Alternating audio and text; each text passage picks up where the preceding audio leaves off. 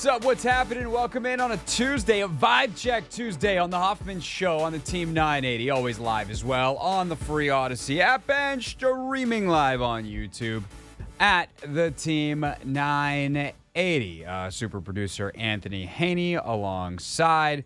Anthony, how are you, sir? I'm great.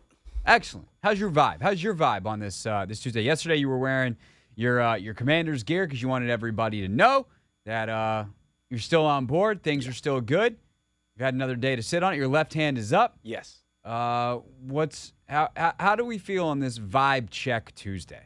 I feel I'm good. I just feel as though, after the beat down that the Washington Commanders took on Sunday, a lot of people started to overreact. And that goes, perfectly in hand with, Overreaction Tuesday with Lynnell. So I'm looking forward to, your conversation with him. But I just don't think people should be overreacting as much as, they were. Again, Sam is young, and he's going to, have growing pains. And I just think people just need to be patient. And only thing I'm, left, wondering for real is what this team's identity is sort of kind of going to be moving forward. Again, we've had success on the ground. We've also had, success through the air. But, we have to find, some kind of, middle ground to, figure out what that identity is necessarily going to be. And I don't think we figured that out through 3 weeks. Stand tall. Yeah. We are the Commanders. That's right. I think the identity question's interesting. I think this team is built in a way that they should play the game that's in front of them. And I don't think they did a particularly good job of that on Sunday. I think that when you're, part of the reason Bieniemy was throwing a ton early in the game is because they being the Bills, were showing you 8-man boxes. And, running is math. You have an 8-man box, they're showing single high, we're just going to throw it.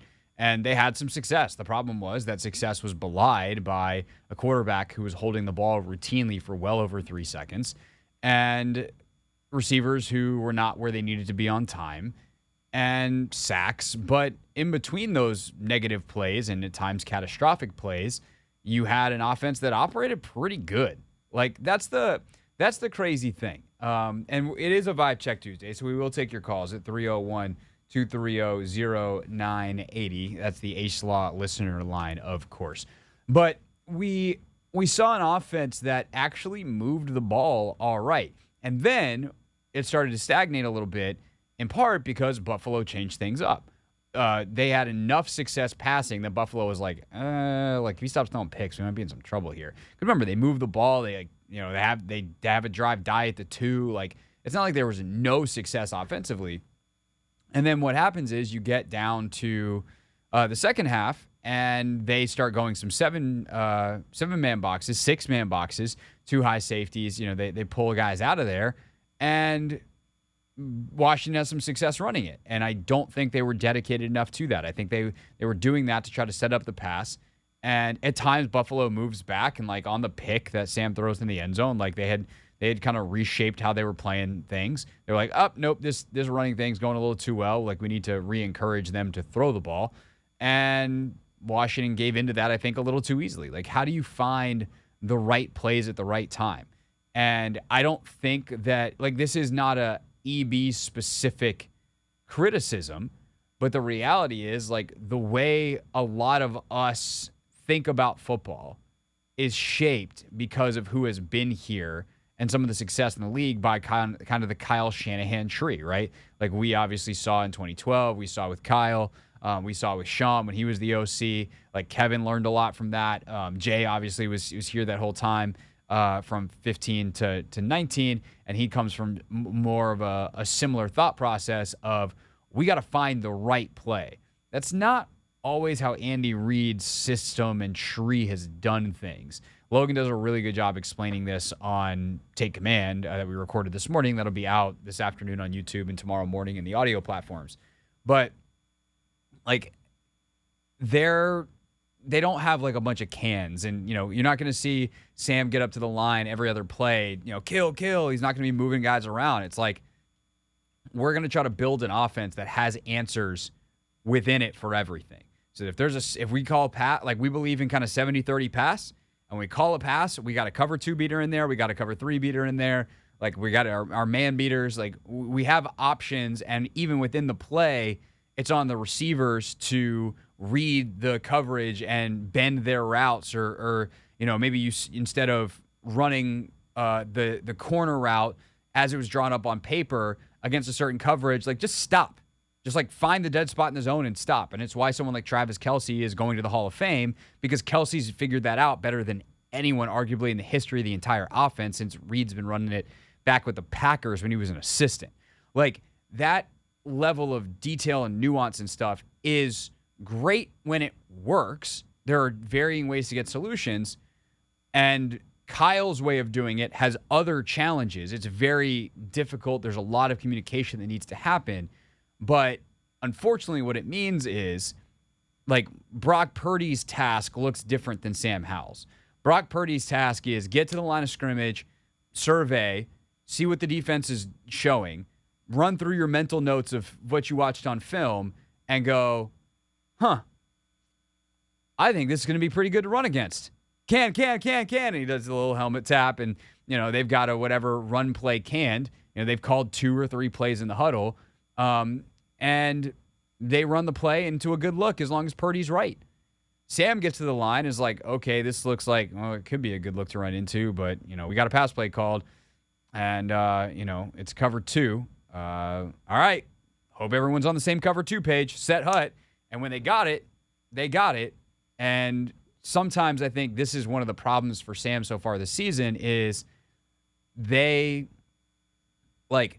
needs to realize when stuff is dead. Like when you get to the line and it's cover 2 and your play is not has a certain route on it that might be there if they bust the coverage, you got to be able to look at it and go, that route is dead. I'm going to hit the check down, and I'm going to hit the check down early. And those big boy quarterbacking things, those things that are really difficult, I think is where this offense has a ton of room to grow, but why you need the reps and experience. And why, it's a different and more difficult task in some ways than, say, what Brock Purdy is dealing with in San Francisco, or what Kirk Cousins dealt with when Sean McVay was here when he was a young player. I don't remember where you started, but I feel like that was really good information I just gave. Nah, it really was. I mean, I don't remember at all what you said, but that's the road that we got on. We hit the gas and we went. I think it was good. We started out asking how I felt. I said if people overreacting, I am curious though about what the team's identity is. You went on your spiel about it, and yeah. And now here we are at the end of the segment, ready to take some calls. 301-230-0980.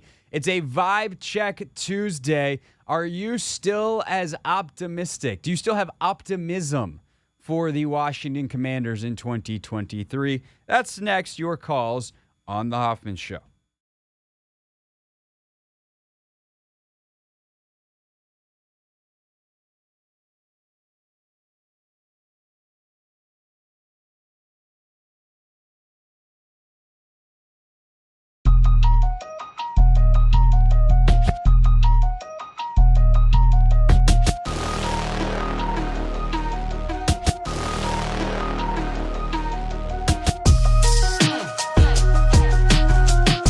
Warn you, bro. It is a mess in downtown Nashville every day of the week and twice on Sunday. Not even we moved hotels the next night. I still am waiting on my refund for that. But yeah, we moved hotels the second night. Wow. It was fun. You say they rely on them. We went to brunch with my buddy the next day, who is a Nashville native and has lived in Nashville long enough that he remembers when it was more than just the Bachelorette capital of the world. And he's like, yeah, we're pretty much on the woo girl economy. Yeah, that's precisely what's going on. The downtown businesses cater to that. If you try to get it shut down, you're probably the one getting thrown out. It is what it is right now. It's weird, but Nashville, baby. What are you going to do? Yeah. So I will add one more small part to this story, and this is the part, frankly, that I've been waiting to tell you all week as well. That was kind of part one. We got quality Yates reaction. Part two, as we leave the hotel the next morning to go to breakfast. Remember, the wall's very thin. So it's not going where you think it's going. But as we walk down the hallway, my dear sweet wife just starts saying in a slightly elevated volume of voice, you know, it's been proven that the later groups stay out and make noise and all this stuff at their bachelorette weekend, the higher the divorce rate. Oh God! In the wedding, So and also talking the better trash, chances, basically. and also the better chances. Wow. Okay. Okie dokie. So Rachel was pissed, basically. Yeah, she doesn't have a lot of tolerance for the Woo girls.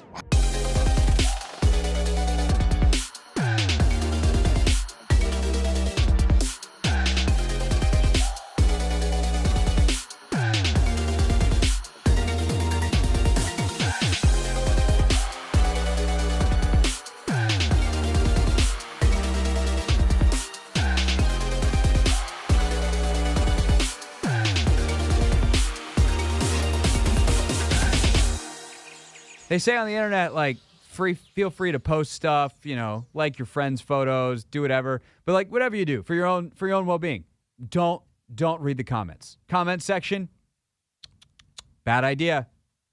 What do we do? We read those comments, baby. That is exactly what we do. That was a little bit better. I still feel like that one was a little muted. I think sometimes it feels like you build yourself up a little too much, and then sometimes you don't I quite want to go go for it. screaming all the way. The thing is, though, my mic is a little lower than yours, so maybe I could have actually, did what I really. Mike set out also to do. moves. You can go, ooh. Did you know you could play tricks with a microphone? I think I'll try that next time. Okay. You want to give another shot? Or you We read those comments, baby. There we go. All right. I feel ready now. It's the Hoffman Show. We're on the Team 980. We're always live as well on the free Odyssey app. And we are ready to take your calls on the Ace Law listener line. In a wreck, Ace Law helps you get a check. Call 8888 Ace Law. 301-230-0980 is the phone number on a Vibe Check Tuesday. How has this first loss of the Commanders season affected your optimism for 2023? Anthony, you ready to go to the phones? Yes, sir. All right, let's go to the phones, and let's start off with Bill in Upper Marlboro. Bill, thanks for calling. You are on the Hoffman Show. Hey, how y'all doing? Doing well. My perspective hasn't changed anyway. I'm kind of glad that they had a game like this early in the season and not late in the season. But my point is there's still no tape on Sam Howell that the teams coming up can use as a viable game plan. If you put pressure on him and sack him, that takes all the pressure off the secondary. And I think the league is scared to death of the receivers on the Commanders. The only way you're going to stop him is put the pressure on him. If they change the pressure and protect him, I think he'll be fine. That's all I got to say. Thank you. All right, thank you, Bill. I'm going to disagree with the idea that there isn't tape on Sam that is usable for the simple reason that the Bills found some things on tape that they thought were usable. They were very clear about it after the game. I saw a number of quotes making their way from the Bills locker room to your favorite Commanders reporters' Twitter pages, etc. And I don't know how much of these have been distributed en masse beyond Twitter. Like, if you're not on there, did you see them? Did you hear about them? But the basic crux was, like, we being the Bills defense, knew that Sam Howell was going to stay on his first read for a lot longer, and especially on third down. Like, he's going to stick with that first read. He's going to hold the ball because he's going to try to do stuff down the field. Like, it's great that Sam's not afraid to try to push the ball down the field. But at the end of the day, like, there's only so much you can do that, especially if your offensive line isn't the Eagles' O-line or the Niners' O-line. Like, if you have super elite offensive line play, fine. But if you have, like, good or average NFL line play, which, to be clear, is what the Commanders are getting. If you want to get hung up on real easy, just tell me the O-line stinks. I'm not telling you it's good, but, like, it doesn't stink. They gave this dude over 3 seconds to throw. They're top 10 in the NFL in time to throw. Like, they're giving Sam time. If he stands back there and holds the ball longer, that's on him, or it's on the receivers to either be getting open and win their one-on-one matchups, or being more on top of the details to be where they need to be on time. There's one play that we talk about on Take Command that Logan says he thinks if Jahan Dotson's split is 2 yards closer to the ball to start the line of scrimmage, like if he's not so wide, then he's able to run a crossing route actually across the field into Sam's vision on time. Instead, he's not really in the progression because he can't get there because he starts 6 feet to the left of where he's supposed to be. 6 feet on a football field is a long way. And that extra half second that it would take to cover that is enough to be the difference in a sack or a completion. That's the margins we're talking about in the league. And so Sam's got to speed it up. And whether that's getting the ball out to checkdowns quicker, whether that's getting out to run quicker, whether it's throwing the ball over dudes' heads quicker, he just can't stand back there for this long. And I think that is very well documented on tape. So, Bill, I appreciate the call. I just disagree with the idea that there isn't tape yet on Sam Howell of something that's usable for defensive teams and defensive coordinators because the Bills just did it. 301-230-0980. Back to the A-Slot listener line. Let's go to our guy, Lap. Lap, thanks for calling. You are on the Hoffman Show. Lap. Come on, man. Lap. Anthony, Lap calls how many shows per day? Lap is a frequent caller. I'm surprised he wasn't, ready. Slipping. Our guy calls like every show every day, and he wasn't ready. Can't be doing that. All right, let's try again. Let's go to David in Bethesda. All right, David, you're on the Hoffman Show. Hey, what's up? I've listened to you every day on the way home from work. Never called because I'm afraid of getting roasted by your unparalleled logic. However, I'm optimistic looking into the season for 2 reasons. Reason number 1 is that we spent weeks leading up to this to game 1 predicting what the season schedule would look like by the end of it. And I believe, correct me if I'm wrong, the median was like 8-1 or 10-7. And when you glance through the schedule, the Bills were one of those games that we almost kind of knew was going to be or expected to be a loss. And reason number 2 is that the late, great Vince Lombardi once said, there's no such thing as losing. You either win or you learn. And that's a good lesson to this is a good game to learn from heading into the remainder 75% of the season. If Lombardi said there's winning, yeah, no, David, that's a great call. You don't have nothing to be afraid of. Those are great points. I will ask though, since you have some knowledge bank of Lombardi quotes, who is it? If Lombardi said there's winning and learning, who is it that said there's winning and misery? That's also a famous one. I've heard you say that plenty of times, so I'm going to say you coined it. Oh, okay. Well, I get credit for that very famous quote that I absolutely was not the origin of. All right, David, thanks for the call. Appreciate it. Anthony, let's look this up real quick. There's winning and there's misery. I thought, it's Parcells, which honestly kind of tracks. Parcells seems like he's a pretty miserable guy. Like he just seems kind of old and curmudgeon-y. Yeah, I don't know. Parcells is before your time, huh? By a lot. I know of him, but I couldn't recall like how he was as a coach, to be honest. Like, all right, you can go watch some NFL films. Yeah. All right, we're going to kick Anthony back out of here, and we're going to send him back to the NFL films side of things. All right, let's go one more for this segment, but if you're on hold now and I don't call your name and click on you here, don't go anywhere because we're going to take more calls coming up at 4:30 as well, so keep them coming, 301-230-0980 on that Ace Law listener line. Let's go to Montana in D.C. Montana, thanks for calling. You are on the Hoffman Show. What's going on, gentlemen? Thank you so much for taking my phone call. Thank you so much. Can you hear me okay? Yeah, we got you. Okay. So thank you again. Yeah, definitely I'm optimistic. One thing I want to say is, Bieniemy is definitely not an idiot, obviously. He's a former running back, former two-time Super Bowl champion. So a lot of callers are talking about, they need to run the ball. That's obvious. So I just think I'm optimistic because I think, this previous game, he's going to definitely, have a more balanced attack. Because I think what you guys, no one has really mentioned, the reason why they're throwing the ball so much is because they're trying to get, a quick score because they've been so behind under Ron Rivera they're always behind. So they're trying to, quickly pass the ball, trying to get a quick score so they don't fall behind. So the defense doesn't, try to have any issues like that. So I think that's the reason. So hopefully this past game, they'll have more of a balanced attack. So I'm definitely optimistic. Thank you so much for taking my phone call. You got it, Montana. Thanks. That's a good call. I don't think that they were super rushed based off the score. They have been behind, but it hasn't been like out of reach.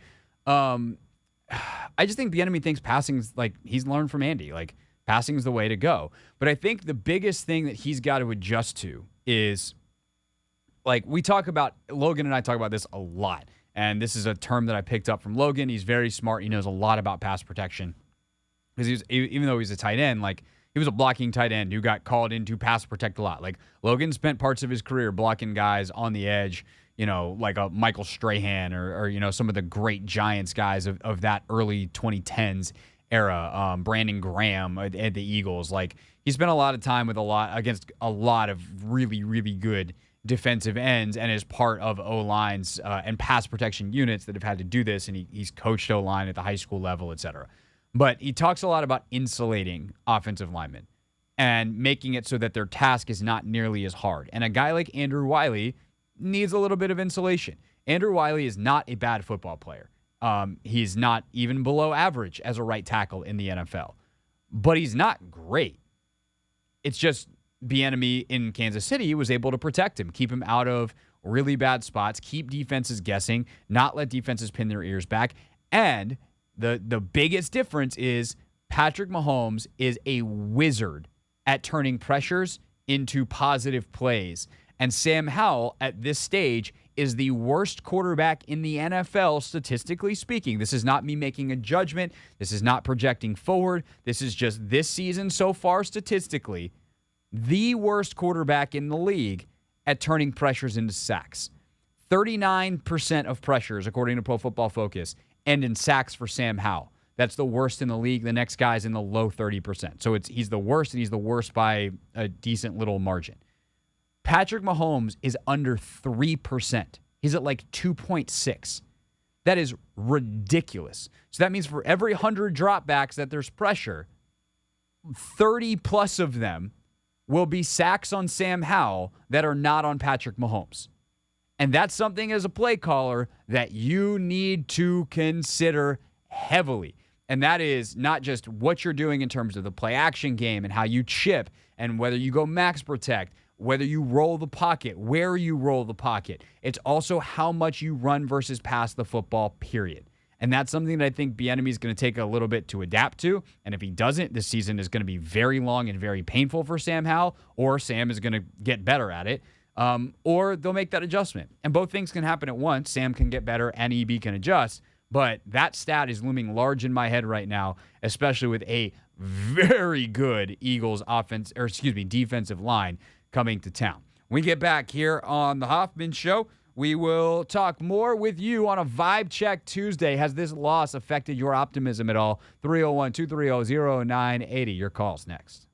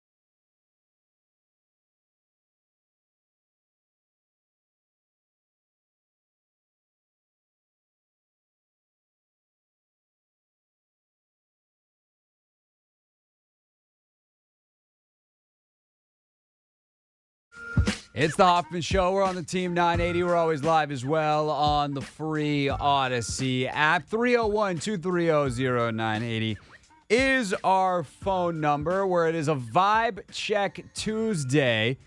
So what's the vibe amongst the Commanders fan base? We check in after each and every game. And this one, we're checking in after what on the scoreboard was a very bad loss, 37-3.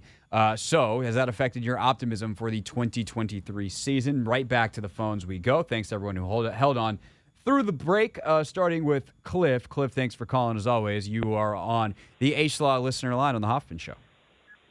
Hey, what's going on, Craig? What's up, Cliff? Nah, I'm still optimistic. It's early in the season. No need to panic right now, but I'm looking side-eyed at Ron Rivera. He was a linebacker with the Chicago Bears. I'm quite sure he knows some defensive schemes from back in the days of Chicago when he played with Chicago under Buddy Ryan. Him and Jack Del Rio, both were defensive players. When they were players, they were both linebackers. And I seen where the Bears used to use that famous 46 defense that would get to the quarterback before he's ready to throw the ball. He's either sacked or he got to throw the ball before a receiver even get open. They don't have to do it every time, but why don't they dial up some of those exotic blitzes like that? Because I noticed in the Denver game, Jack Del Rio dialed up some blitzes, but on Sunday I didn't really see no blitzes. So, Cliff, it's a great question, and I'm gonna let you listen offline to the answer. One, specifically to the 46, that's kind of what the Cinco front is. It's a little bit different, but like a lot of the alignments, Kendrick Golston was talking about this last week when he was on the show with us. So if you missed that, definitely go back and listen to Ked in the podcast feed from I think that was last Thursday. Or check out it's just easier probably to find, frankly, on YouTube. So go to my YouTube page at Craig Hoffman, or the Team 980's YouTube page, and we got our interview with Kendrick Golston up there. But he talked about how the 46 or the Cinco front, the way the Commanders run it with the 5-down linemen, have very similar splits and alignments, and they create real challenges for an offense. So they did use that some for sure on Sunday. Let me see if I can pull up the PFF snap counts real quick and see just how much John Ridgway played. But in terms of exotic blitzes, like that leaves you exposed on the back end. And I think they would prefer to get home with 4 players or occasionally 5. And they trust that their back end can cover and their front can get pressure. And they just did not play well. Like at the end of the day, there's no scheme that can overcome players not playing well.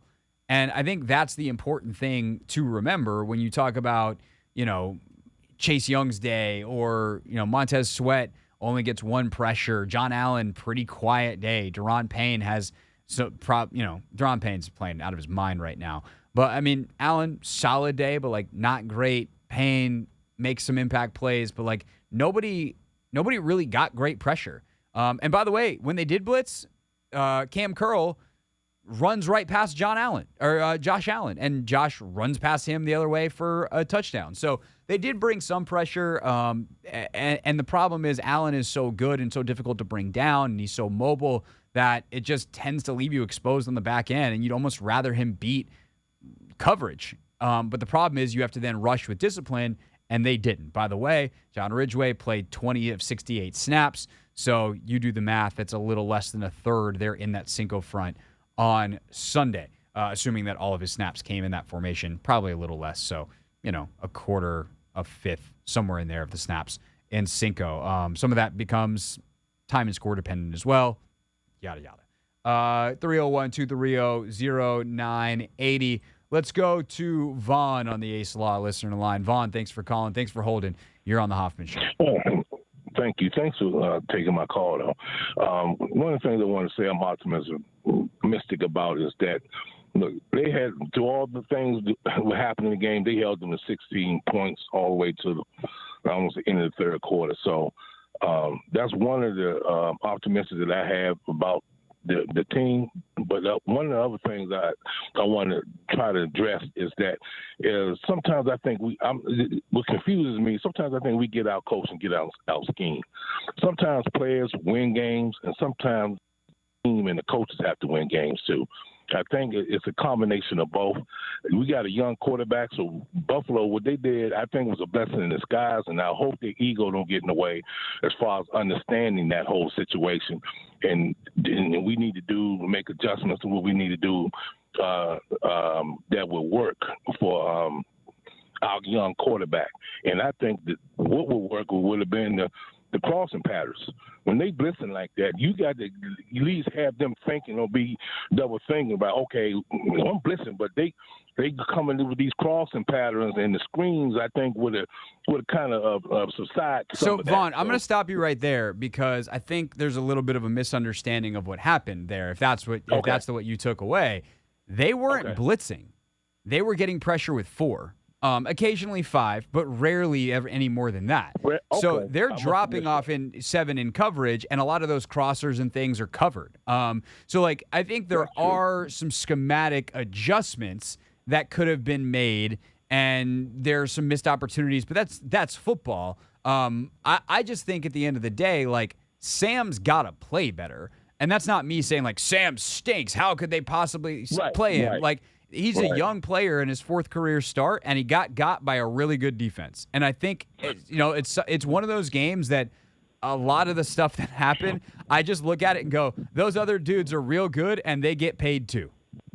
But the linebackers was dropping back deep. On some of it.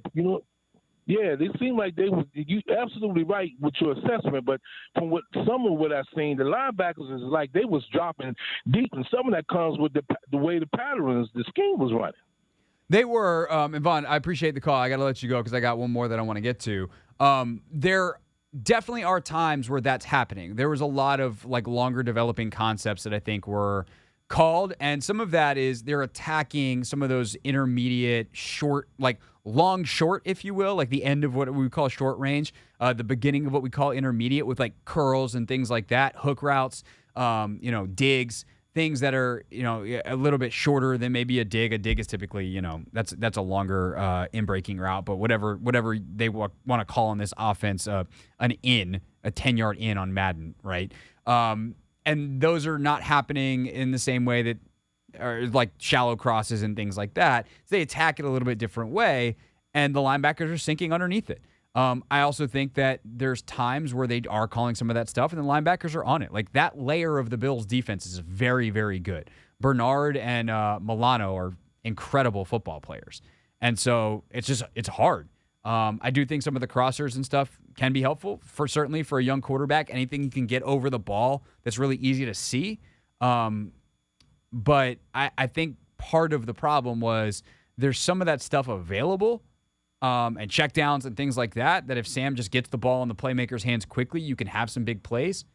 And instead, he's trying to push it down the field, so he's waiting, and then it's oh, crap, the deeper down the field thing isn't available. Let me check back short. Oh, no, I'm getting sacked because it's now been 3.5 seconds. All right, last but not least, let's go to Rod. Rod, thanks for holding. You are on the Hoffman Show. Hey, what's up, man? Thanks for taking my call. So I'm listening to what you're saying. Man, at the end of the day, my optimism has changed. I thought 10-7 at one point, but after watching Sunday's game, I thought we might lose. But after watching Sunday's game, I realized, man, there's levels to this stuff. The Commanders is just not that the Commanders can play with. Then there's other teams they can't. And I just think that talent level, their receivers, I like McLaurin, but I don't know where the heck Dotson at. I just think their talent level, whether it be quarterback, offensive line, defensive line, running back, safeties, their talent level, I mean, they got number 1 picks and local names to us. But when they play against these good teams, man, these good teams normally beat them bad. So to me, it's just levels to this stuff. They just not on that level. And as I look at their schedule, they got a lot of teams on their schedule. They just not on their level. So I'm thinking maybe 6-11, 7-10 because they just not on certain teams' level. And when they play these teams that levels that they not on, they typically get beat. And the last thing I'm gonna say is, even when I look at the Giants, the Giants, Daniel Jones hasn't lost to the Redskins yet. Because it's something about we are the Commanders. our front four. or the Commanders, whatever. Daniel Jones is undefeated against these guys. So it's like. All right, Vaughn, we got to let you run. You're making great points. We're just up against the clock, so I appreciate the call. I'm not trying to be rude. It's just we got radio rules that we got to follow. Let me just say this real quick. The turnovers in this game make it so that the Commanders are not on the Bills level. They competed with them toe-to-toe, despite the turnovers, for the better part of 3 quarters. The Gibson fumble, although not the most egregious turnover on the day in terms of like direct results, the pick 6 is that. The Gibson fumble is such a backbreaker because the defense stands up, does its job, gets a 4th down stop, gets a turnover on downs, and Gibson literally on the next play gives it back. And at the end of the day, these are human beings, and the emotional letdown that is, you just go, they're about to get scored on, and sure enough, they did. Are they on the Bills level? No. But the gap is not 37-3. And I think that we will see that this weekend against Philadelphia. If we don't, and they have the same exact problems, that's a different story. But I do think that what you're seeing is, yes, a talent gap, but also an age and experience gap. And you talk about a guy like Dotson. We talk about all the young guy mistakes that Sam makes. Now we need to give him grace. There's some of that going on, I think, with Jahan in year 2 as well. A new offense. B-Rob's in year 2 in a new offense. Everybody's in a new offense. And there's going to be days in the NFL where you just get your ass kicked, especially by a team that's better than you. But there's also going to be days where you don't give yourself the best shot for any number of reasons. And I think what happened on Sunday, while certainly not acceptable and A-OK, is perfectly explainable, especially given the timing of the turnovers and how costly they were because of where they were on the field, where they were in time and score situations, where they were down and distance situations, and the fact that one of them was a pick 6. It's the Hoffman Show. We're on the Team 980. We're always live as well on the free Odyssey app. And when we get back, it's time to take a look at what else happened this weekend.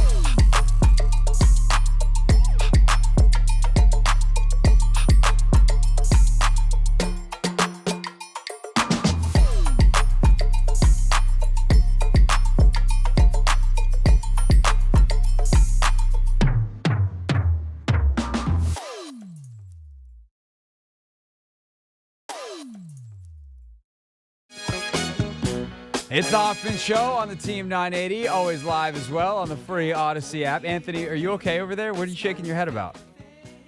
You good?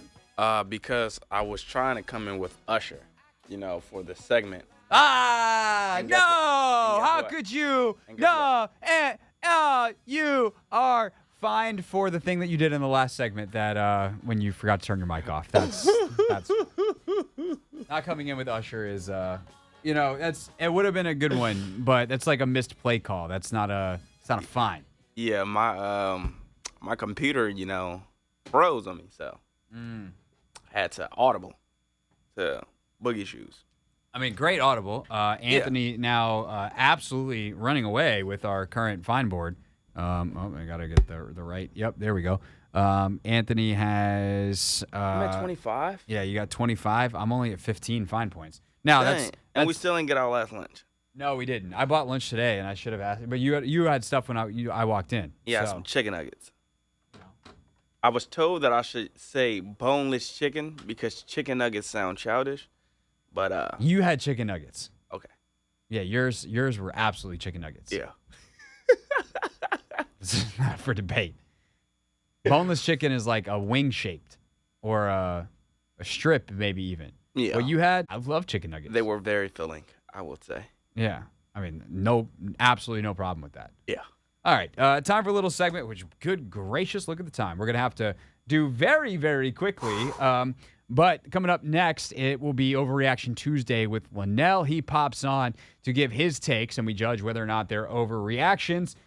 So with that, what else happened this weekend? Brought to you by... Nobody. Yeah. What can you do?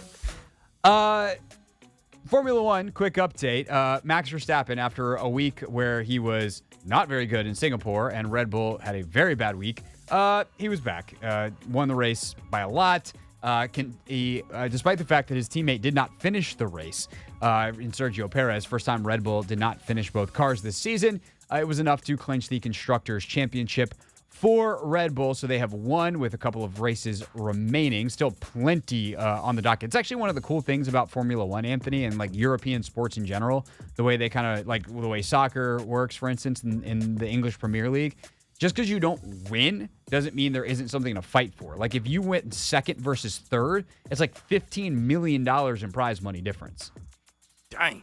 So, like, it matters a lot where you finish in the order, even if you don't come in first. Obviously, you want to finish first, and teams are chasing Red Bull. Not anymore.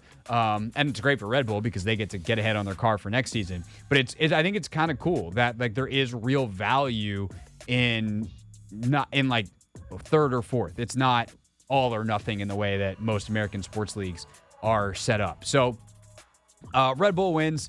They are in Qatar this weekend. It's a sprint weekend, meaning there's an extra shorter version of the race.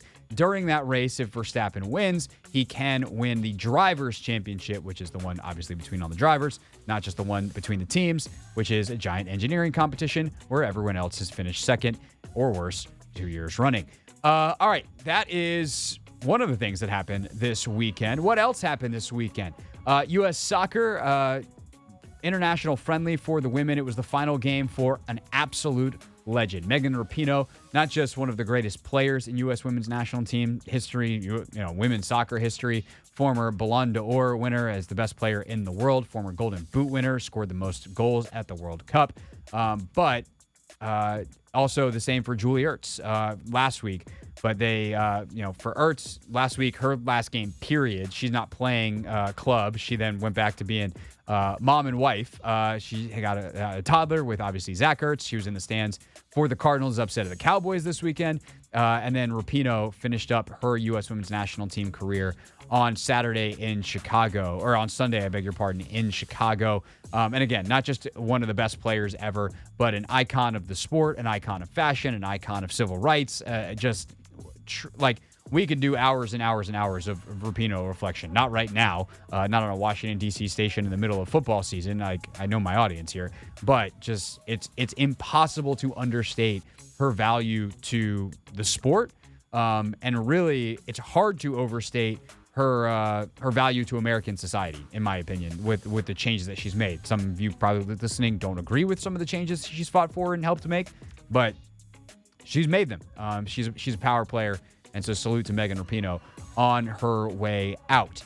She will finish her club season with OL Reign, so that is something you can still watch if you are into it. By the way, blackout at Audi Field this weekend for the Spirit. Pretty pumped about that. That's going to be sick. Saturday night game against Kansas City. And then there's the thing that Anthony messed up at the beginning of the segment. Usher, we should do more on this later in the week. That's part of the reason I crammed it in now is because we need a full discussion of this later in the week. While everyone was distracted by Taylor Swift and Travis Kelce, the NFL announced that it would be Usher performing at the Super Bowl halftime show. Justin Tinsley wrote about why it should be Usher last week on Anscape. He's got such a tremendous catalog. He's such a phenomenal performer. It hits the age group that the NFL is kind of going after, which is me, millennial crowd. That's the music that we grew up on. And even though he hasn't put out anything new in a while, he's still extremely culturally relevant. And that's going to be a banger of a halftime show, bro.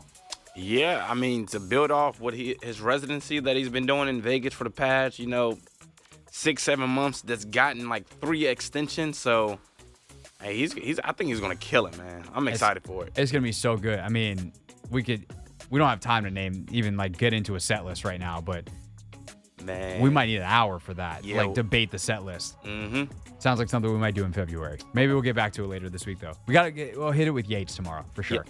All right. So that is what else happened this weekend. Okay, that's enough. Back to the Commanders.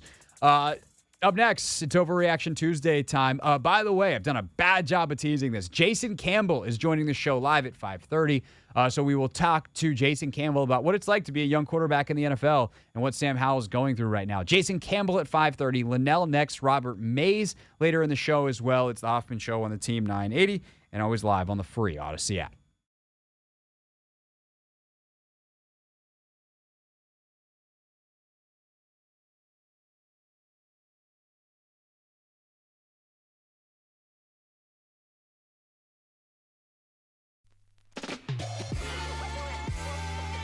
They showed us, hey man, when you're running with the big dogs, you got to do things at a different level. So, yeah, no, I that's where I take out of it is okay, this defensive line, do I think they're all of a sudden are not very good? No, but you're going to face a truly elite offense and play like this. That's not good enough to be elite.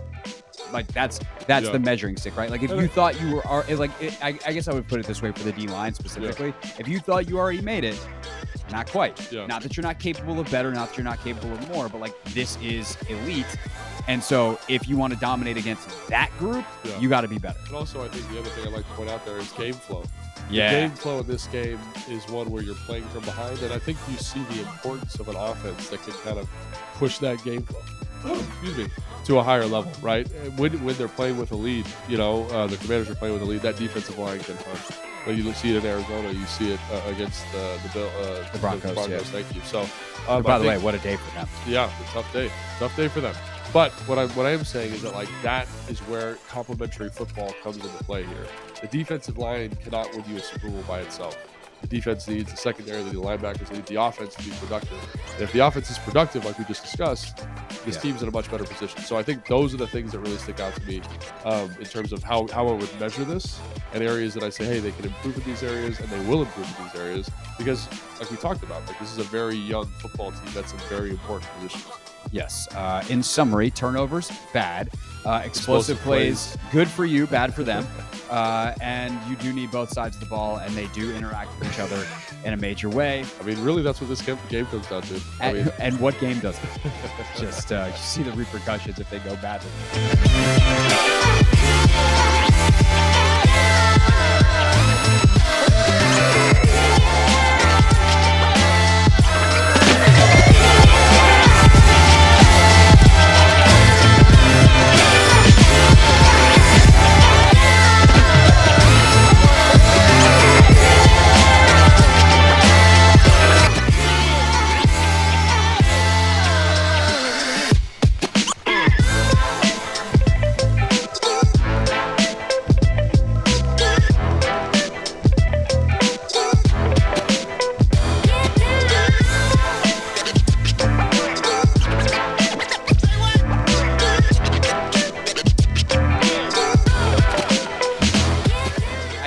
One of those games where we have done a good job, I think, of joking on this podcast of how silly the turnover analysis is, right? Oh, turnovers. Yeah. Good analysis, guy. Great key to the game. Turnovers and explosives today. And explosives, right. But today is a day that shows you why that is so important, because when you turn the ball over as much as Washington did, even if you go back and watch the tape and be like, I don't know, the process at times was better than the scoreboard would appear, it just shows why you have no hope and you ultimately lose 37-3. Yeah, and it's funny when we were doing the post game, it's like Beam Mitch was all up in arms about the defense playing poorly, and I was like, I don't think they actually played that bad, because I think it's 17 unanswered points, right? From 17 offensive points, or what I mean by that is turnovers leading directly to scores, and that's just not a tenable solution. Kind of hold on and kind of prevent this really good offense from scoring, and then the offense throws a pick six, whatever. There was a bunch of plays in there. So I don't know. I think the defense, there's a lot of positive things to glean from this performance. Offensively, I think it's kind of in that vein that you're talking about, right? You can't evaluate it clearly because the turnovers are weighted so heavily. Right.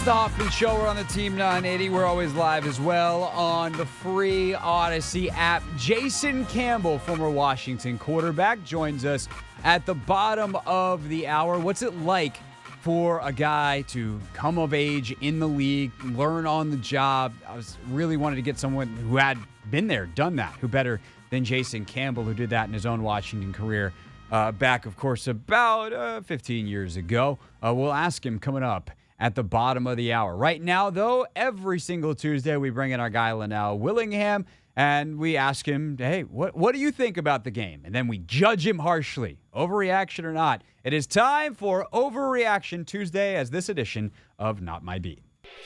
Today's top story from the perspective of someone who's there. You are looking live. This just in. Not My Beat. It is Overreaction Tuesday time with Lynnell Willingham, who joins us. And Lynnell, when we were teasing the segment yesterday, Anthony goes, did you hear Lynnell yesterday? He had some crazy takes, so I'm guessing this is about to be a fun one. I think your producer may have overstated my takes as being crazy, but I was just I guess that's my call. That's kind of the point of the segment. Yeah, I was honest during the post-game show about, I think he's probably talking about I was upset with the effort at the end of the game. So that's kind of one thing that I'm a little thrown off about defensively. But after watching the game back over again, my overreactions are calmed down a little bit, but the problems that I thought do exist. All right, well, let's get to it. What's your big one? What's your biggest takeaway from the game and your take on it?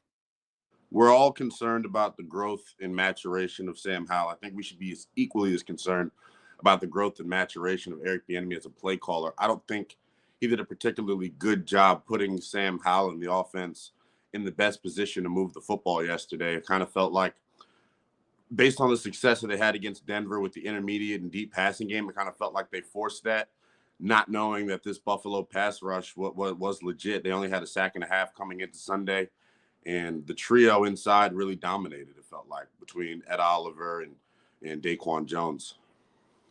So I would say this is a slight overreaction, especially the way you framed it at the end.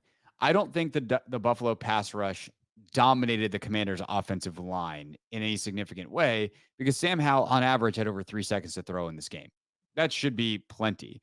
But it goes to the point of, like, were there too many long developing concepts? Can you get to more quick game? And I think on that point, you are correct. I also think they should have run the ball a little bit more. Yeah. Because I think what happened was Buffalo early in this game played a lot of single high, stuff. And they had those run support players in the box or, kind of floating around the box that they were ready for it. And they're like, if you run, like, it's going to be tough sledding. And EB is like, okay, well, then we're not going to run. And I got no problem with that. But Sam's got to get the ball out, and the receivers have to get open. And there's ironically, sometimes it comes down to details. We were recording Take Command this morning. We talked about a play where Jahan's a little late as the third read in the progression to really get in the window for Sam. And it probably comes down to his pre-snap alignment where he's 2 yards outside the numbers and he should be on the numbers. So, like, these little details that ironically Eric Bieniemy is so praised for being on top of. It's one thing to be on top of them in the preseason and in practice and in training camp where we can see him, but he can't do it for him in the game. And eventually, like, these young players, I think, have to be a little bit more on the screws with some of this stuff. So I do think that there is a level of play calling competence with EB that still is growing. And I don't even know if here's the other thing I would say though, Lynnell. I don't even know if it's play calling competence, like, overall as a skill set. I think it's adapting to these players because, like, if you look at the pressure to sack percentage that PFF puts out, the best in the league is Mahomes. The worst in the league is Howell. How you call the game for those two quarterbacks is obviously going to have to be significant based off that stat alone. Nevertheless, anything else. Yeah, I agree. And I don't know. I agree with what you're saying. That the interesting nugget that you brought up is the amount of time he has to throw. Like, through the first 3 weeks, he's in the middle of the pack in the National Football League. So it's not like top 10 time to throw 10 overall. Yeah. So that shows how well the offensive line is performing. And I felt like that was one of our takeaways from the first 2 weeks is that they were way better than we expected. You're right, though. It did feel like Sunday kind of collapsed, but I do think Sam holding the ball and the receivers making mistakes had a big part to do with that as well. Everyone's got to help the quarterback out, I feel like, and they didn't do that Sunday. No, and the quarterback's got to help himself. Like, Sam's got to learn that things happen in the NFL right now. Yeah. Not let me check. No. Right now. And obviously, like, you don't want him to rush because then he can throw picks. Not that he didn't throw picks on Sunday, but it becomes a different set of problems. The idea is to not have the problems, but I do think some of his stuff is the slow down, and any way that EB can help him to speed it up is obviously, I think, that's not an overreaction. It's just like, how fair is that to EB to say? I don't know what's fair in sports talk radio. Take Hood anyway. Right. All right. What's your next take? So it's kind of relative to the offensive side of the football. I think a lot of the discussion has been about, Washington's offensive identity and who they are. And I think a lot of people want them to go back to being a run-first offense because of the success we saw them have. My overreaction, I guess it's not really an overreaction, is I don't care if they don't have an offensive identity. I think it's all about getting into third and short and allowing you to have manageable third down situations for your quarterback. And I think you can do that running the ball. You can do that with your quick passing game. But I don't think that just because they've had success running the football that they need to be some pound the ball 25 to 30 times a game. I think Eric's got to call what he feels best, obviously, but I don't even think it's about running the football just to run the football. You're running it to have success on first and second down to get you into these third and manageables. And I think that's how you move the football. Not really an overreaction, kind of just like a philosophical thought I have with the offense, and it's just based on the dialogue you see on Twitter. Everyone wants them to run the football and be this 1980s. We don't care if you know it's gap, we're running it right at you. Like, that's not how football works today. And quite frankly, we don't have the offensive line to just go out and maul people like that. If you see, they kind of struggle blocking the run at times against these 8-man boxes on Sunday. So we'll see. Yeah, no, I don't think that's an overreaction at all. Running is math. That's, I'm stealing that directly from Logan this morning, but it's not an original thought. It's just fresh in my mind, phrased that way because I just got done talking to Paulson however many hours ago that was. I like that. But like, running is math. Yeah. Running is math. Do we have more blockers, or at least enough blockers for the amount of dudes they have in the space that we want to run into? Like, if we got 6 blockers and they got an 8-man box, that's not good math. You should pass that ball. But at the same time, I think later in the game, they had loosened up Buffalo a little bit. They started to play, and part of this was the score, right? They start to play some 2-man or some 2 high safety looks, which takes a player out of the box. Now, all of a sudden, you got a 6-man structure that you're running into with 6 or 7 blockers. They've got to be able to run the ball there. And that's where I think, like, the run the ball crowd is correct. Running it to run into a cement wall is stupid. Yeah. But you need to be able to run the ball when the opportunity arises because it's fairly low risk. And especially when your offensive line is getting, it's not having the best day, even if it's not as bad as a lot of people thought. Your quarterback is certainly making their jobs harder. And the decision-making for your quarterback doesn't seem to be at its sharpest. He's having trouble seeing it. He's a little late. He's not in a rhythm, in a groove. Like, sometimes just handing the ball off is a great thing for the rhythm of the quarterback. Like, I think that's like almost an underrated thing where, like, actually, the thing I hated the most from the post game and aftermath was Rivera yesterday talking about, like, yeah, we're part of the reason we're passing the ball so much is because we want to put Sam in these situations. And it's like, the situation should be, hey, man, if you got a 6-man box and you have an option to hand the ball off, hand the bleeping ball off. Like, I don't care if you're Tom Brady or Peyton Manning or Aaron Rodgers or Patrick Mahomes in your prime. Running the ball into a 6-man structure is like the easiest thing you'll ever do as a quarterback. So do that. Because the passing numbers, that means like the inverse, right? You don't pass into 7 and 8-man structures. Yeah. So don't. Exactly. And something, it kind of, just going back to Ron for a second and his media availability yesterday, I kind of knew it was going to be fireworks just because of the style of loss that it was. But some of the things that he said yesterday I don't jive with, and it doesn't make sense in terms of where the overall organization is right now. And I've maintained this back to the offseason with the play the best quarterback thing. I don't think this year should be about developing Sam Howell. I think it should be about trying to win football games. And I think they're going to reach a point, or if they reach a point where they feel like Sam doesn't give them the best chance to win anymore, then they should move on and go to Jacoby. But I'm not saying we're at that point yet. But I'm saying I don't think his youth and his development should be a part of your thought process. There are 52 other guys on this roster that want to win football games, that are getting older in their career and that want to compete. Terry McLaurin's been here for 5-6 seasons and hasn't had any type of postseason success and has only reached the postseason once. So like that's important to them, and they need to capitalize on those opportunities because if they feel like the quarterback's holding the rest of the offense and the rest of the team back, you got to do something. That is, to me, is only a slight overreaction out of you. Like I thought very close to the same thing. Like, is there a level of we're gonna just have to live with some of Sam's mistakes because we need to figure out if he's the guy? Because if he is, that changes the fortune of our franchise moving forward. Because all of a sudden we can do things that we didn't think we could do financially because we got a 5th round rookie contract for a couple more years at the quarterback position. Absolutely. Like that is a risk reward ratio that is worth investing in to an extent. But you can't sell out. And like the way you play the game can't just be a science experiment. Like to me, that's where the overreaction, I guess, by Ron is.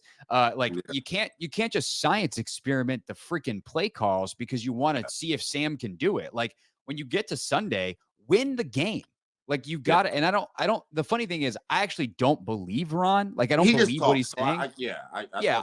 And that's why like I had to stop myself from like going full. I don't know. Maybe I should have just gone full rant and seen if I could have gone viral. But I can't. I have dignity, Lynnell. Whatever. It's not very small amount, but I have some dignity. I can't just hot take knowing that it sounds good and people will get fired up. I just can't. And I save the anger for when it's really warranted because I don't believe that that's actually what they're doing. I think the way Sam Fortier asked that question, like put an idea in Ron's head that he didn't want to shoot down because he thought it sounded good in the moment. And it's actually a bunch of BS. So I try not to read too much into it, but I do think they can do a better job, like to kind of bring it all together. I do feel like they can do a better job of setting Sam up for success.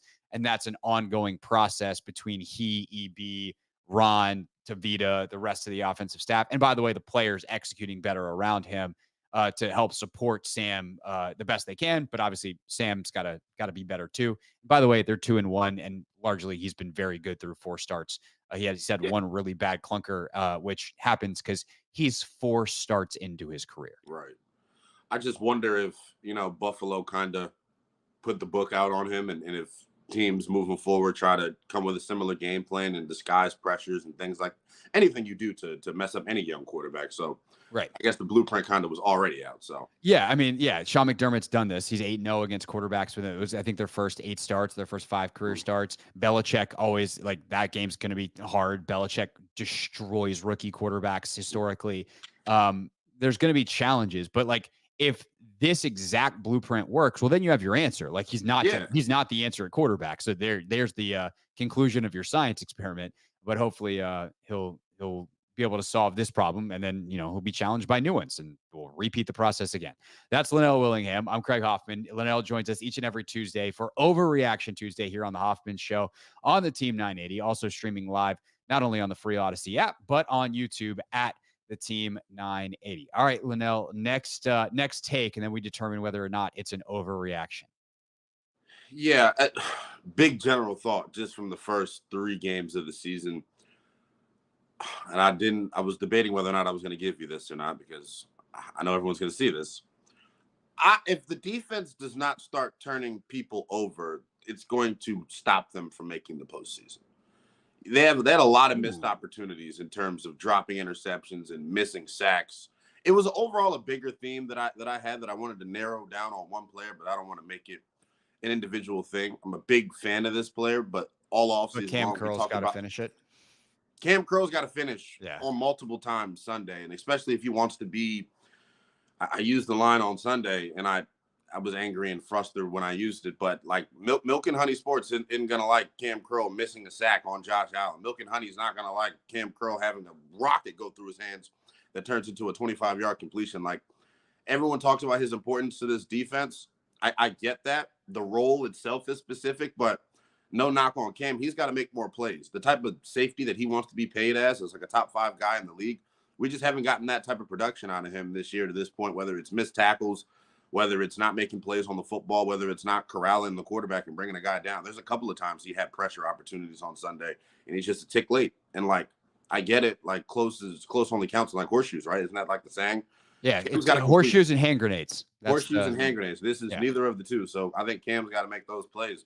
And something else that I saw on Sunday in the secondary that was interesting to me, and I wanted to get your thought. They're getting caught trying to disguise stuff, and it's like they talk. The reason I got that from Benjamin St. Juste is mic'd up against the Denver Broncos. Coach Vesselmeyer constantly praising them about disguise more. On the play that Gabe Davis got, the rifle from Josh Allen, it kind of felt like, are they trying to disguise their coverage there? Because there's no way he's getting over there that late. And it makes me think, well, I think Percy Butler has tremendous range on the back, and maybe he needs to be the guy that they're disguising and using in coverage with that, because he's got more range and more makeup speed to allow him to disguise better. Because I think Derek Ford is kind of struggling in that area. Yeah, I think that part's an overreaction. We talked about that play on the pod, and the short version is that's good offense. Like if you are an offensive coordinator and you draw up that play, that's the coverage you're looking for, and that's just a lost base off play call, and that happens in the NFL. And by the way, it's made way worse by the fact that Josh Allen's the dude throwing it, because if another quarterback is putting a little more arc under that ball, maybe Derek Force is able to at least challenge it.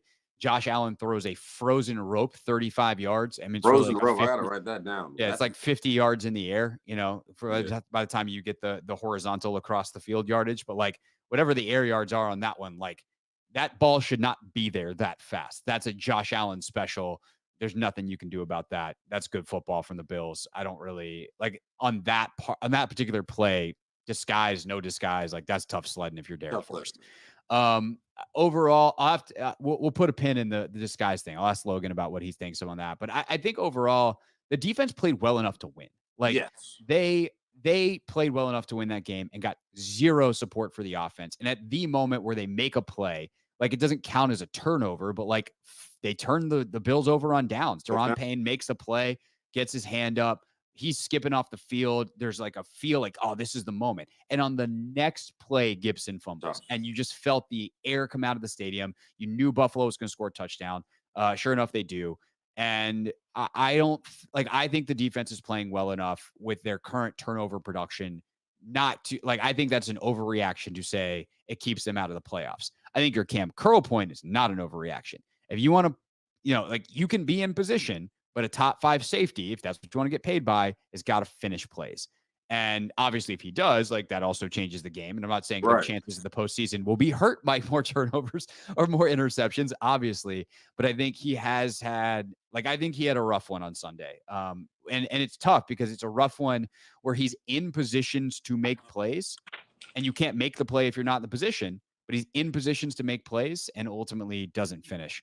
So that's a real double-edged sword there for Cam Curl. All right, we do this every Tuesday. We get the takes from Lynnell. We determine if they're overreactions.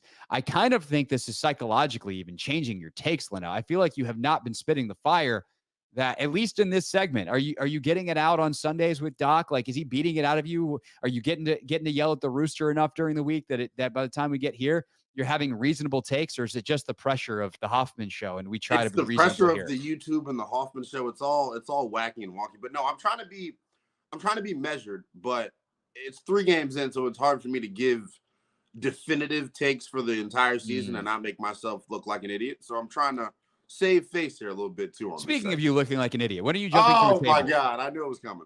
Well, when are you jumping through a table? And then we got to talk basketball real quick. I'm going to jump through a table Wednesday afternoon on the Chris Russell show at some point. Okay, please tell me the time so that I can show up with a camera.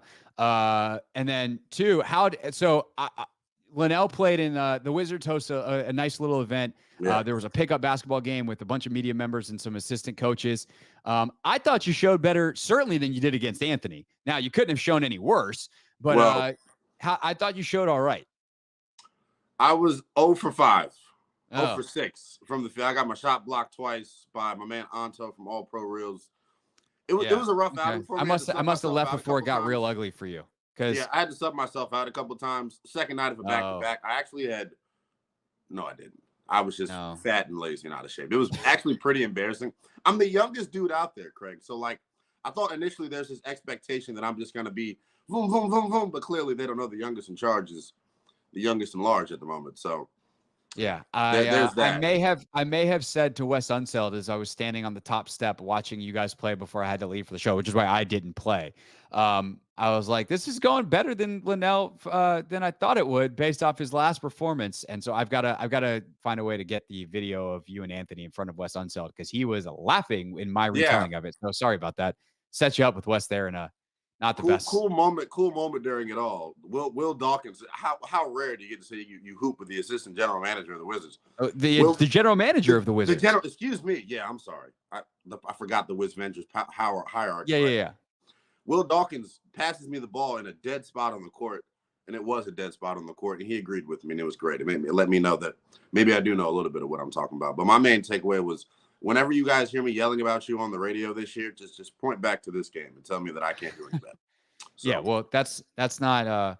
I also was talking to Wes. I hope Wes is a better GM than or Will is a better GM than he is a player. So Will was pretty good. Will was pretty good, but I was like, there's a couple stretches in there that I was like, that's not the effort you're looking for out of your guys this year. Yeah. And Wes was Wes was dying. dying. I'm not gonna lie, he's surprised. No, Will could play a little bit. That was fine. I hope I get a chance to play with him at some point. I don't know when that would happen, but I hope it happens. All right. Wizards Media Day, by the way, Monday. So I'll be looking forward to some of the Wiz content coming up here on the Hoffman Show. Lynnell every Tuesday for Overreaction Tuesday. He'll be in with the Rooster later this week. Thank you, sir. I got to bring it harder next week, man. Don't worry. The takes will be coming out hot and flying based off the game at the Link this Sunday. I'll wear my protective gear. All right, that is Lynnell Willingham with us here on the Hoffman Show for an Overreaction Tuesday. Coming up next, what's it like to learn on the job as a young quarterback in the NFL? Let's ask someone who did it. Jason Campbell joins us next.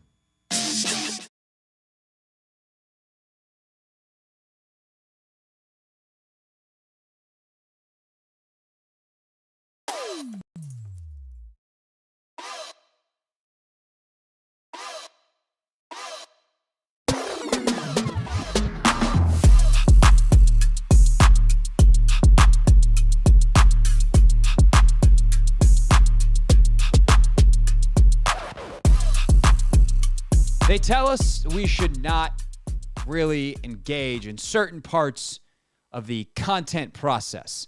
We should definitely post our content. We should tease our content. Hey, tell the people when things are happening on the show. Put that out there on social media. Then make sure you share the content afterwards. But definitely do not engage with the people who comment on it. It's the deepest, darkest underbelly of the internet. No. Do not read the comments. But every single week, 5:30 on a Wednesday, what do we do, Anthony Haney? We read Yep. those comments, baby. I'm so glad that you gave us a really good one there because next week we're going to have a fancy new intro for this. We just got the big voice guy, old Jim Cutler, to do some stuff for us. And in my head, the fancy intro includes Anthony going, read those comments, and he just gave me the material I needed to work with. He didn't even know that. You didn't know that, Anthony. Tell the people you didn't know that. I did not at all. But next week, you bet your bottom dollar you're going to see it.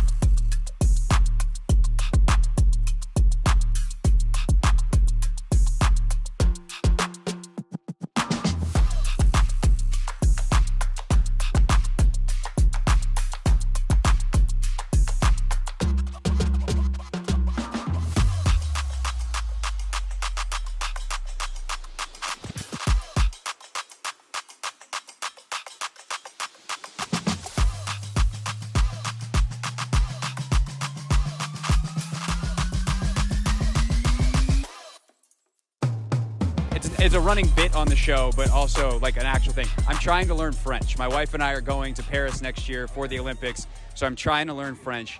It's incredibly difficult. I'm very bad at it.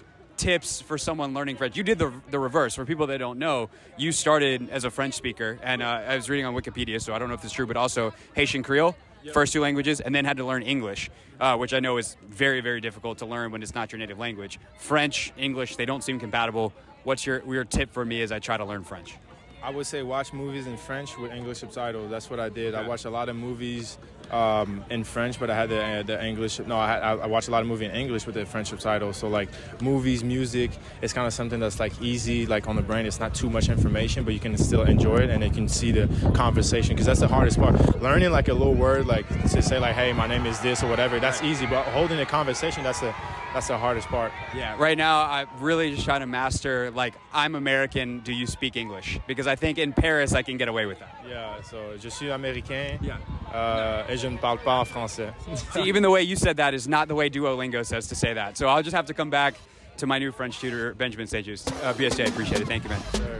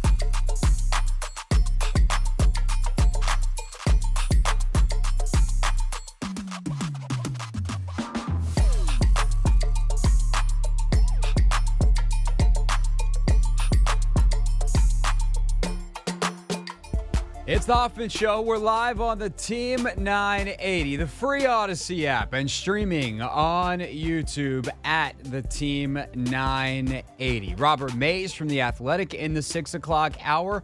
Also, Ramona Shelburne wrote a really fantastic feature piece on Josh Harris, who she's obviously covered in the NBA for a long time, and some of the details of the deal that he bought the Commanders with.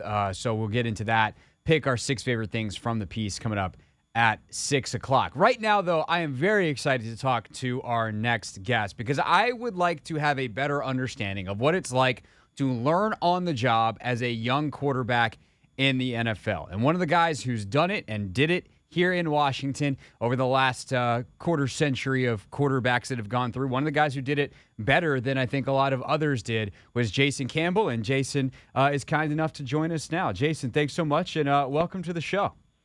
Hey, Greg, how you doing? Thanks for having me on. Absolutely, man. So that really is why I wanted to talk to you. I mean, I could probably talk to you about quarterbacking for a long time, but like to keep things focused, we're obviously so focused on Sam Howell and what he can do as a starter, what he can become. But there's kind of this push and pull between developing him and what is he capable of for a team that has a good defense, has some great skill position players, and is trying to win right now. So when you think about what it's like to have that pressure as a young quarterback, what memories start to flood back from your early days in Washington as someone who was playing very early in their career?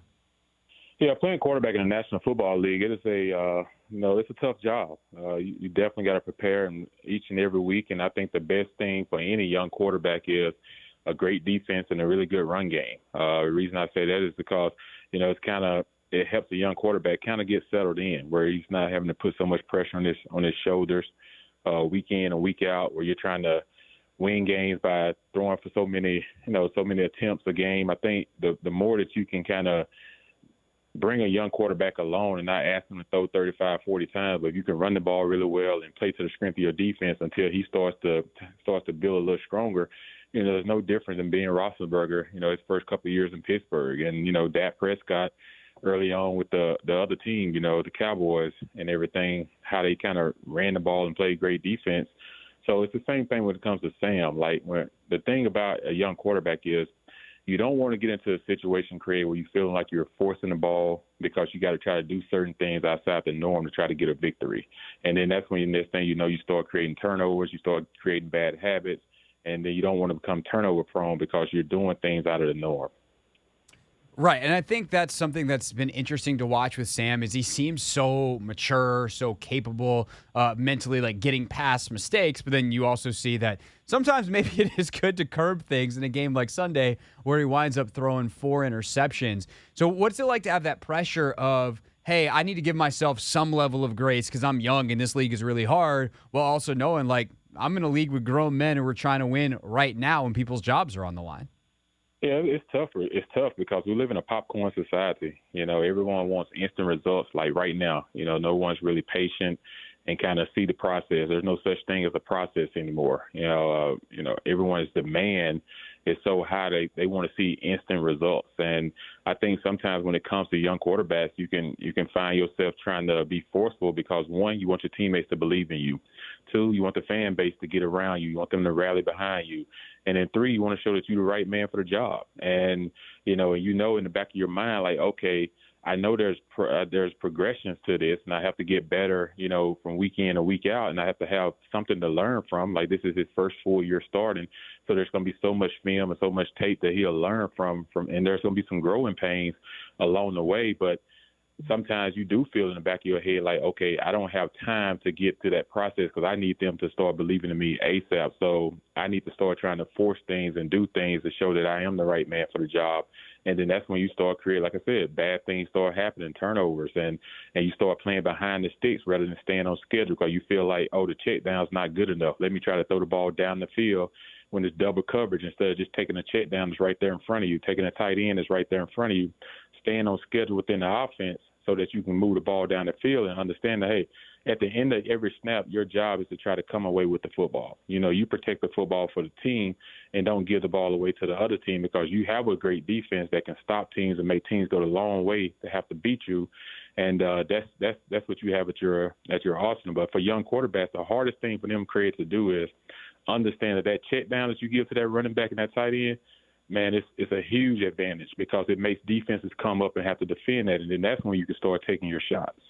Jason Campbell is with us here on the Hoffman Show. Of course, former Washington quarterback, played 10 years in the league. What was the thing that clicked for you to kind of realize, like, oh, that is the right path? Like, was it doing it and getting successful? Was it coaches talking to you and something that was said to you a certain way? Because you went from your second year throwing 11 picks all the way down to 6, and you actually led the league your third year here in Washington in 2008 in interception percentage. Only one of every 100 passes you threw got picked off that year. So what was it that made you okay with the check down, okay with the route over the ball, not necessarily waiting for that longer dig behind it to develop or whatever it might have been on any given concept? What made that okay with you? Well, the main thing for me was I started to understand defenses, and I started to understand what defense was trying to do to me, as well as like listening to my coaches, just saying, hey, if they feel comfortable with me taking a check down, then that makes me relax as a quarterback. That means that makes me feel like, okay, I'm doing what they're asking me to do, and I'm keeping the offense on schedule. So for me, I learned like, okay, defenses kind of knew I had a big arm. I was a strong arm quarterback. So they was going to try to play deep a little bit and say, okay, we're going to make him see if he's patient enough to take what we give him. And what they're going to give you is the underneath stuff. And then if I wasn't patient enough, then I just end up throwing interceptions after interceptions because I'm going to force the ball down the field and be hard-headed. But I learned just watching film, like, okay, this is what they're trying to do to me. Let me try to protect the football a little bit better and take what the defense is giving to me. And it'll help the my overall quarterback progression continue to move up because then defenses start to know that, okay, he's going to take the underneath stuff if we give it to him.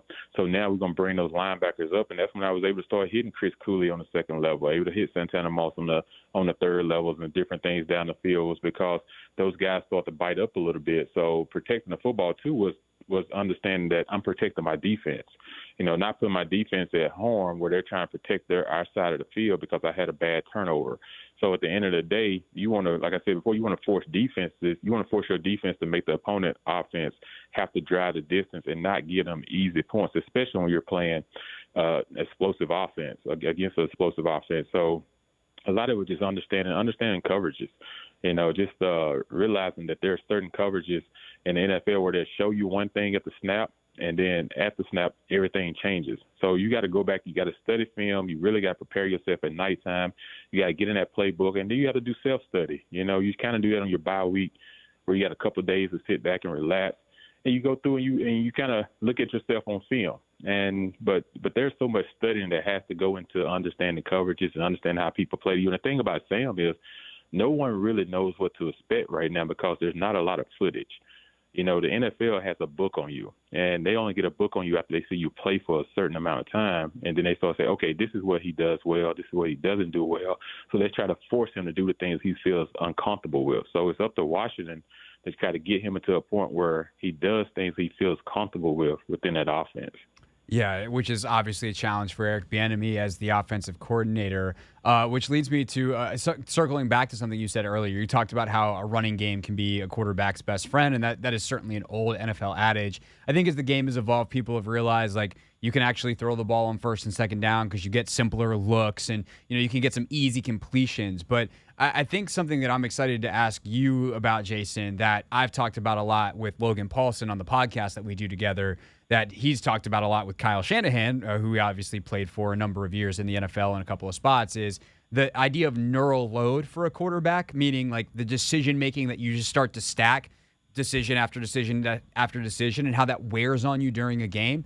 How does a running game, whether it's effective or not, help kind of keep your mentals about you as a quarterback and keep that neural load, that decision-making volume to a level that you're comfortable with, depending on where you are in your career, that's going to be higher or lower. But how did that develop for you during your career, and how can a running game help that? Yeah, a running game can definitely help a whole lot.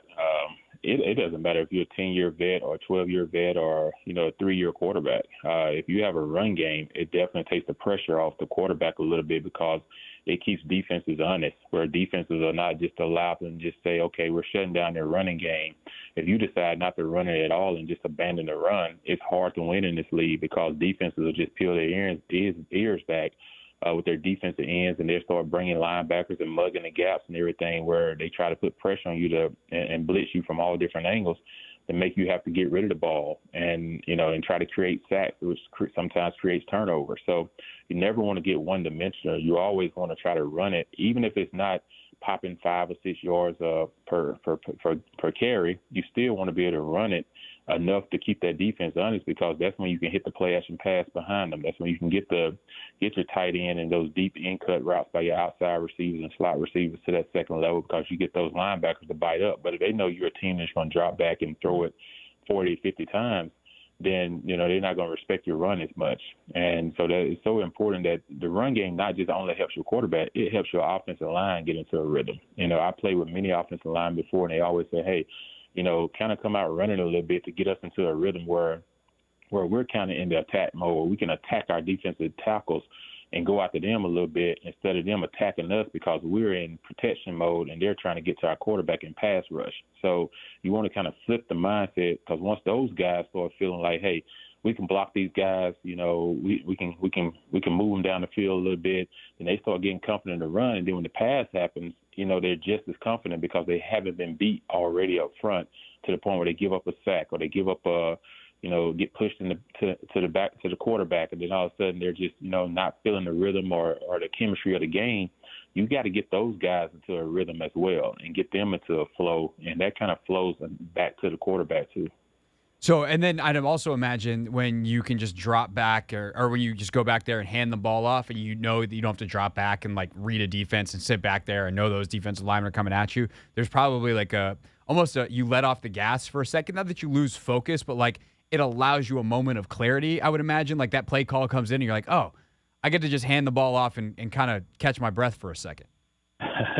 Yeah, even during those plays, though, Craig, you still kind of looking at the defense because I know when I played, I would always, like, when I hand the ball off, I would kind of take 4 or 5 steps after I hand off, like I'm faking a bootleg or something out the backside or, just looking at a play action pass because the one thing you want to do is you want to look and see what the safeties do. You want to see that the safeties, did they come downhill fast or did they stay back? Did the linebackers overflowing? Is the backside end even paying attention to me? Where I can come to the sideline and say, Coach, the backside end he's not even paying attention to me, where we may fake the same handoff and they may call a quarterback keeper. You may keep it or they may call it a bootleg because the backside guy is not paying attention. So those are things as a quarterback, you never take a play off. You always stay engaged in the game where even a simple handoff, you look at the second level, you look at those backside ends and linebackers and see what are they doing. And because that you can help a coach call certain plays in certain situations, especially if it's a short yardage play and they've been flowing hard, and all of a sudden you just do that quarterback fake and you keep it. I've done many of those where I kept them backside and you score or you pick up the first down because you saw the first 2 quarters or the first 3 quarters how they were just downhill flowing relentless and weren't even paying attention to me probably keeping the ball. That's good stuff. That's a great perspective. And on that note, did you see what happened to Jared Goff this weekend on a play action or not on a handoff where he did this kind of the same thing? I'm trying to remember. I was traveling a little bit. He got absolutely smashed by a blitzer who he handed the ball off. The blitzer got up and celebrated because he thought he had a sack, and he's like flexing, yelling at the crowd, and he doesn't even see the flags that just got thrown on him because Jared Goff had handed the ball off, and it was a 15-yard penalty. So you got to be careful, Jason. You got to be careful with those fakes. You might be too good at them. Well, that's happened to me before. Has I've always, I've taken pride in like ball faking and everything like that. I really enjoyed that because I've handed the ball off before and came out fast and thought I had it and I got blown up. So, it's happened before, and that just means you're doing what you're supposed to do. You're supposed, as a quarterback, you're not just supposed to hand the ball off and just chill and relax. Like, you're supposed to be an artist, and you're supposed to try to paint that picture so that the coach can see, but then you're kind of overseeing everything as well. So you do fake it and come out of it. If he can't tell you got the ball or not, then you did your job, because if he's paying attention to you, if that running back decides to cut back, on a zone play and the backside becomes open because the end come upfield to take you as a quarterback, now he's vacated that area for that running back to cut back and can hit it out the backside and go the distance. So, that's part of you doing your job is drawing that defender. So Jared Goff did his job. Anthony, I got to say, I like when we do our jobs, nobody hits us in the face. Like we fake somebody. There's no, yes, I got smashed. I like our job better. I mean, I'm sure NFL quarterbacking had a lot of perks and certainly has a better salary, but I don't ever get hit in the face if I do my job well. So I got that going for me. Hey, you're safe. You're safe right there behind the seat, so you don't have to worry. There we go.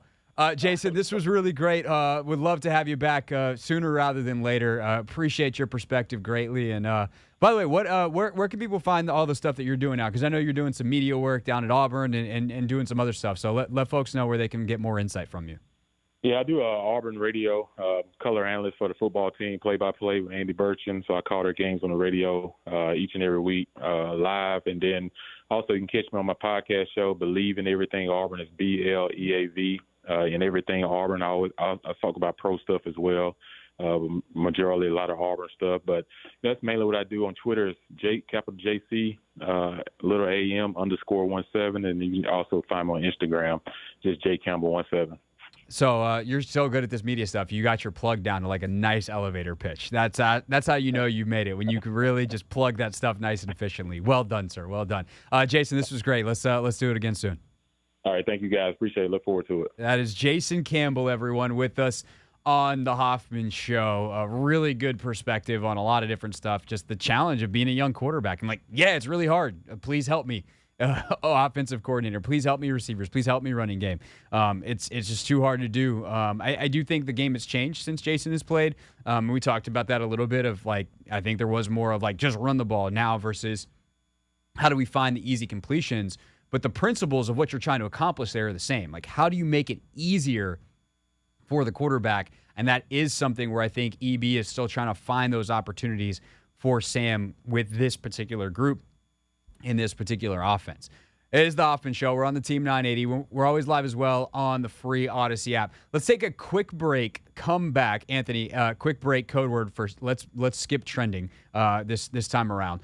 Quick break. Come back. When we do, the Wizards had their season opening media press availability today, and there was a prevailing thought from Winger and Dawkins, the law firm of Winger and Dawkins, that I think is worth discussing quickly before we get back to the Commanders at the top of the hour. It's the Hoffman Show on the Team 980 and always live as well on the free Odyssey app.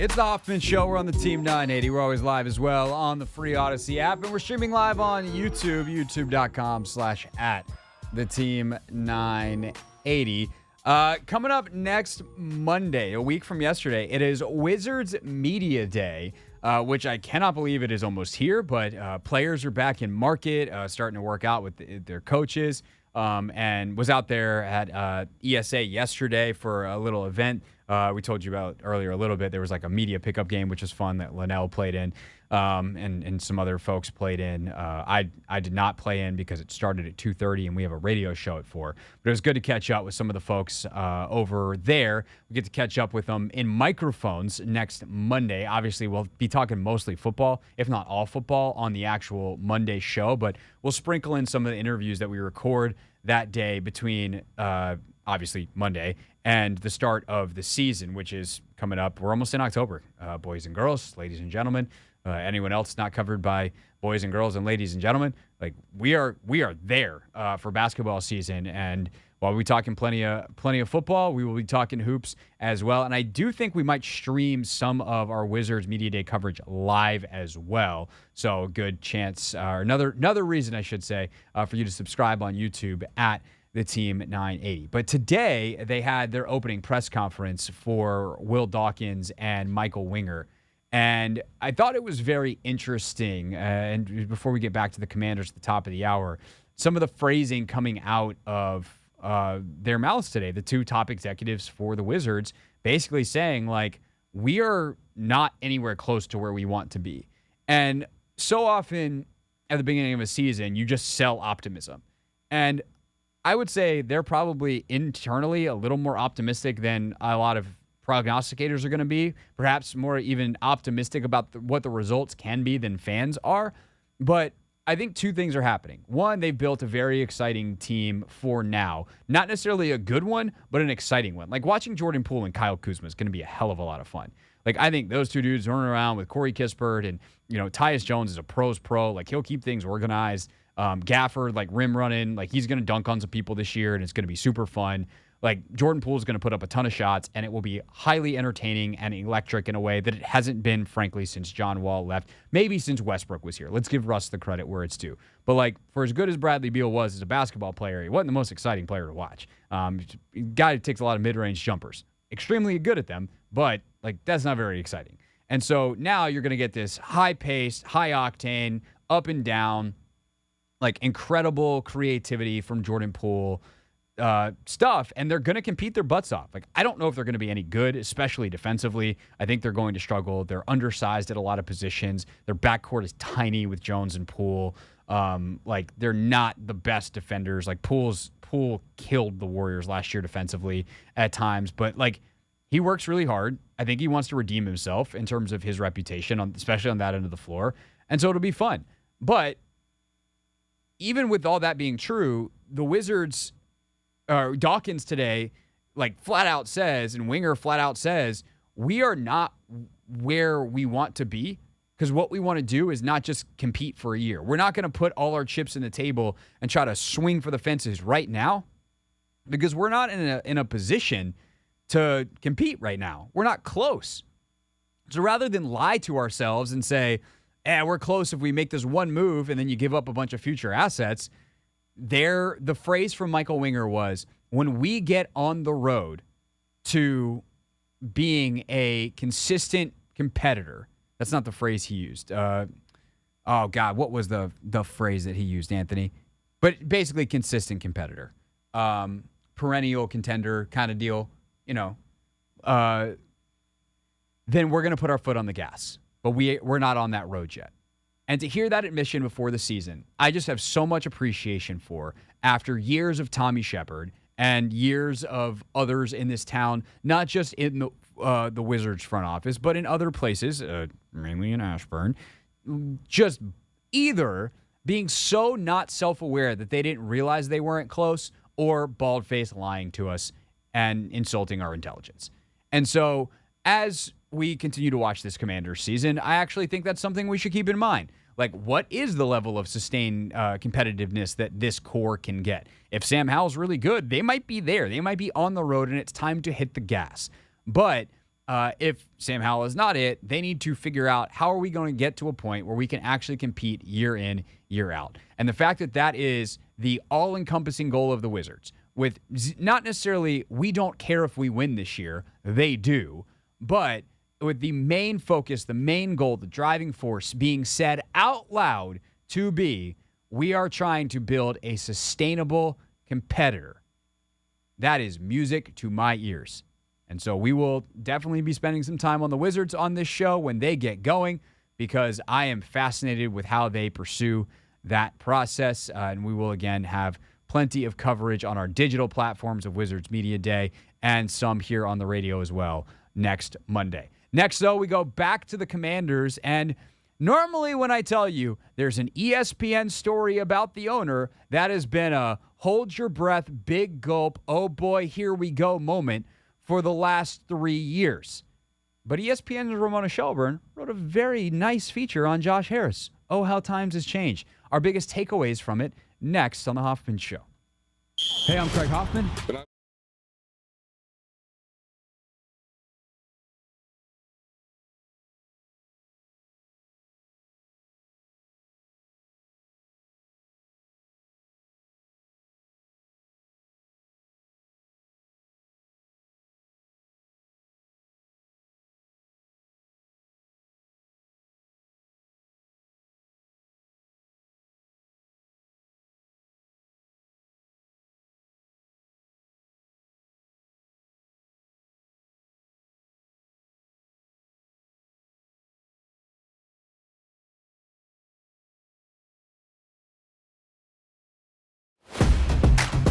They get real Icarus-y, to go back to your Greek mythology days. You remember the story of Icarus, Anthony? Not quite, Frank. What do they teach you at Georgetown Prep? Icarus, the guy who flies too close to the sun. Nope. What do they teach you at Georgetown? Anthony, I think you just put your job at risk at Georgetown Prep. Why? There's no way that they did not teach you the story of Icarus at Georgetown Prep. We actually did a lot of Greek mythology, though. We didn't talk about Icarus flying too close to the sun. Yes, you did. You don't remember it. I feel very confident. Who can we call It's okay. at Prep I'm to ask confirm my this? kids I mean, I will just do that right now, actually. Okay. I would like you to ask someone of authority. Do we teach about Icarus? 2 hours later. Did we ever check in on that, Anthony? Yeah, my classmates actually texted me and said, yeah, we've done it. Okay. Yeah, we'll have to figure out where you were on that day of class at a later date. You're right.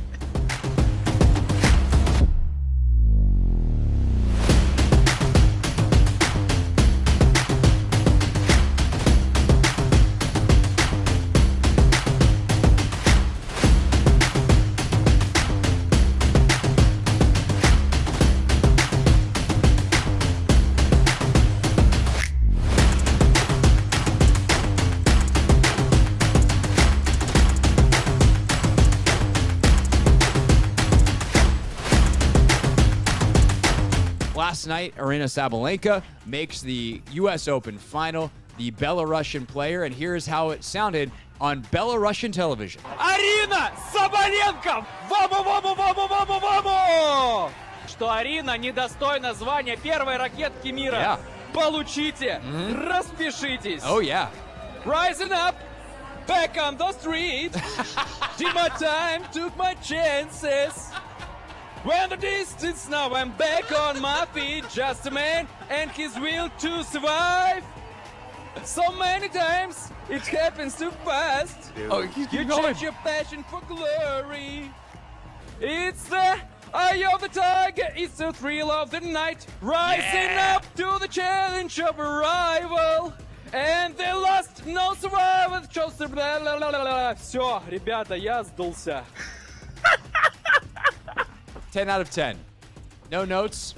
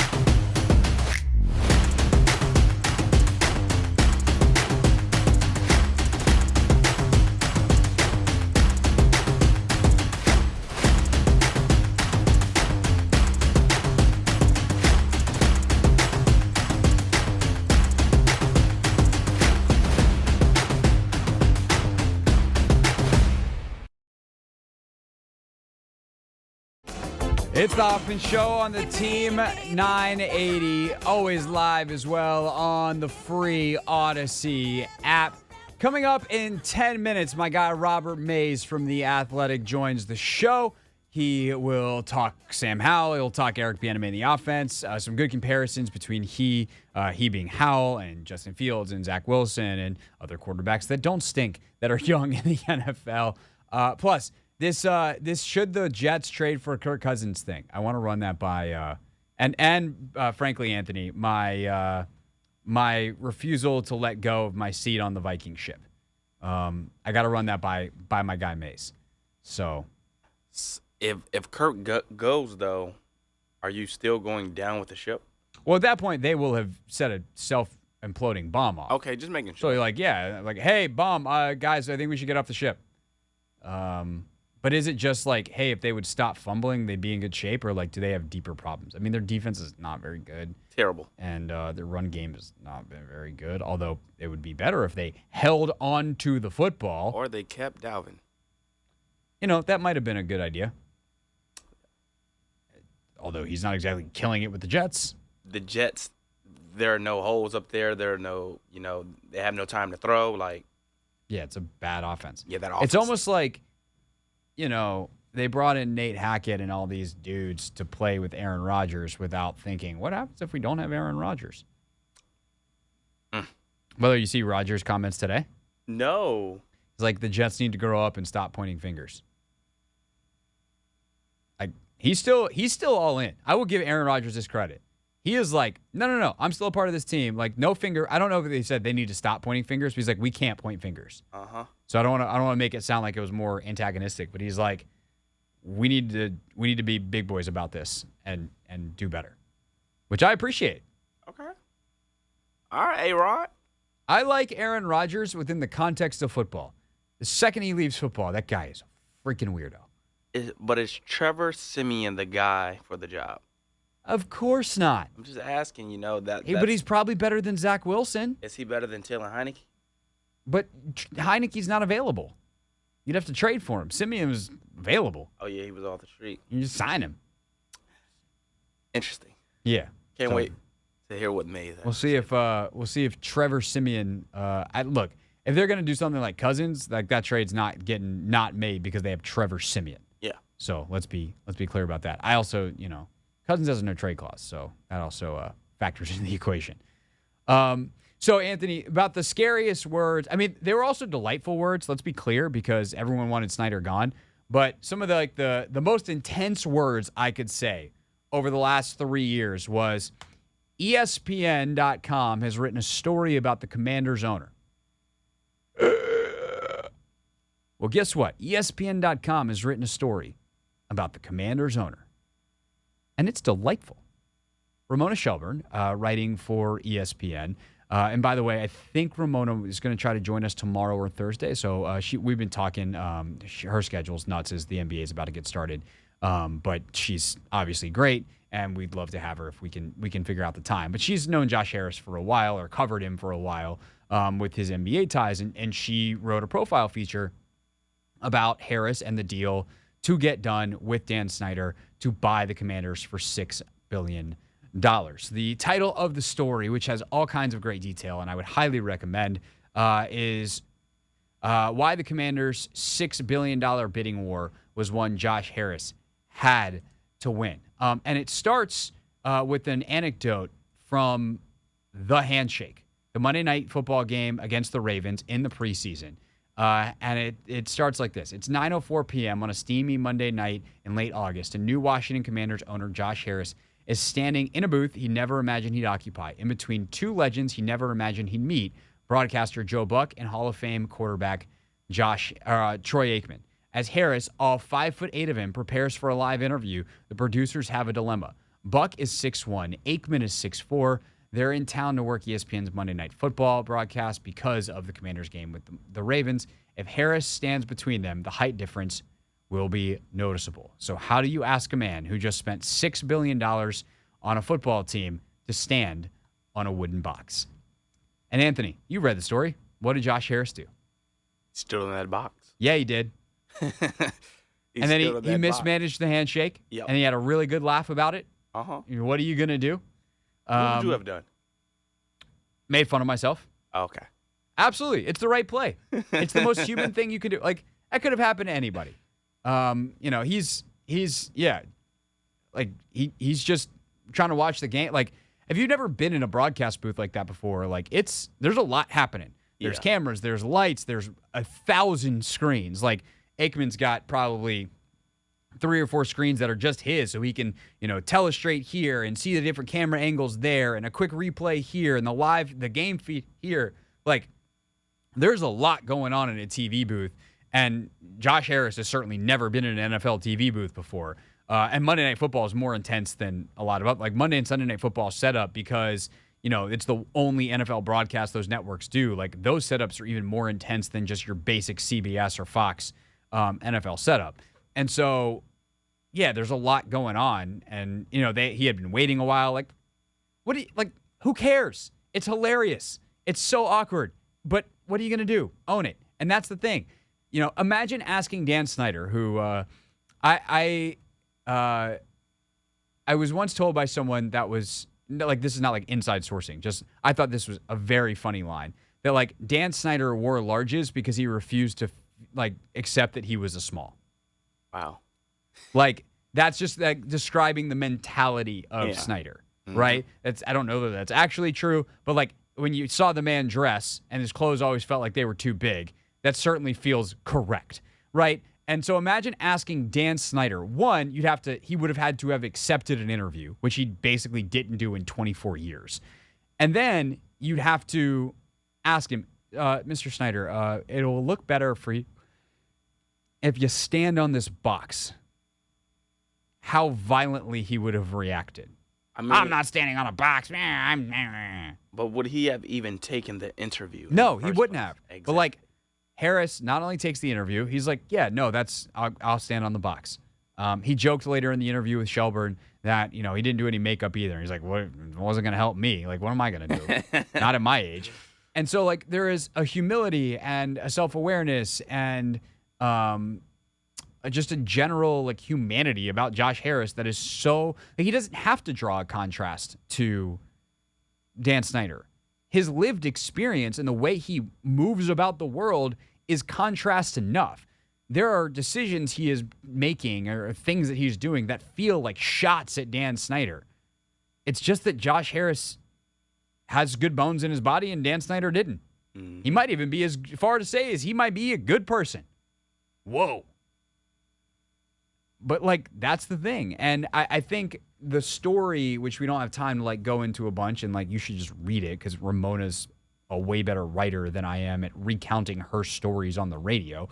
But, it talks about how Harris gets pushed out of Apollo Capital, the company that he built that built him his fortune, and he meets people like Mitchell Rales, and he leans on David Blitzer, his business partner, Mark Ein, who's a longtime friend and a fellow venture capitalist, obviously, here in D.C., who's a big deal, and they've known each other forever. That's got to be cool. Hey, you guys want to... Hey, Mark, do you want to grow up to be a billionaire? Yeah, I do, Josh. Okay, let's do it.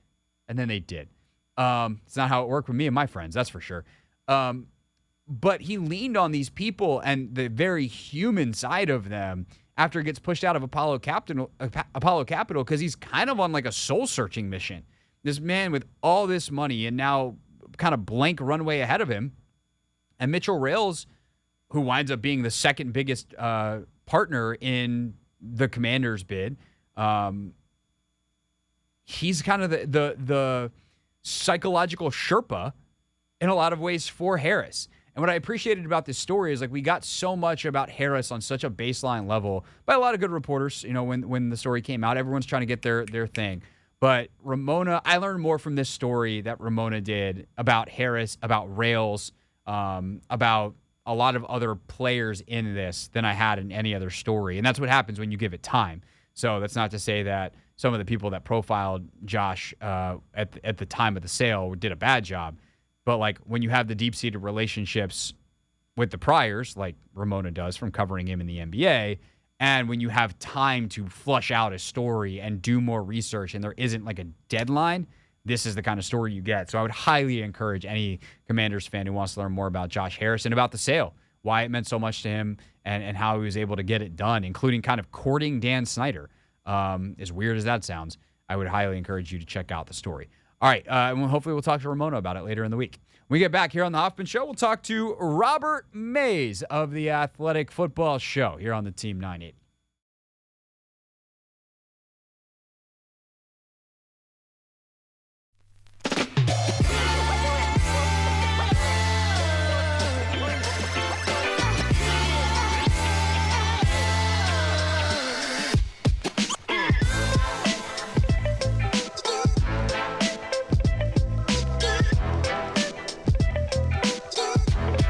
Fortier, how are you, and are you using the headphones that I sent you?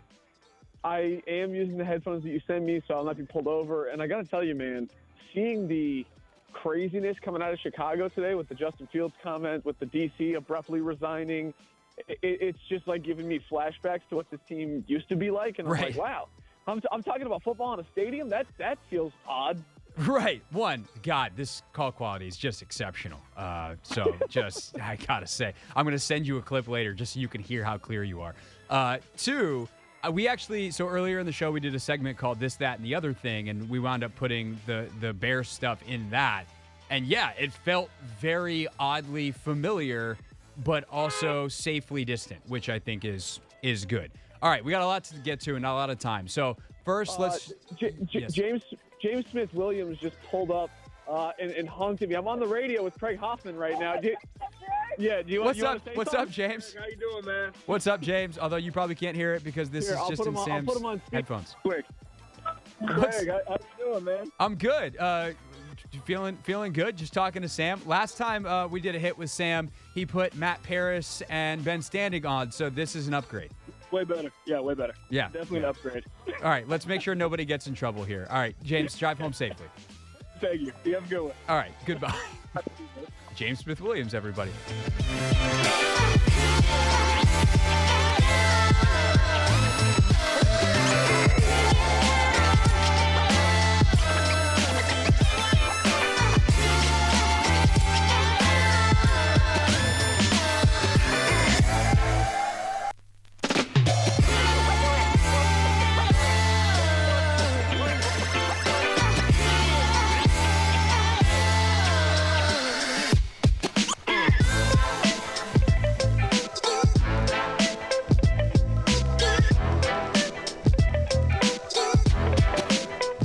I mean, that's been an ongoing bit. Oh, okay. I think Travis Kelce's got the best bit of all. He's just dating Taylor Swift. So, that forget the lyrics.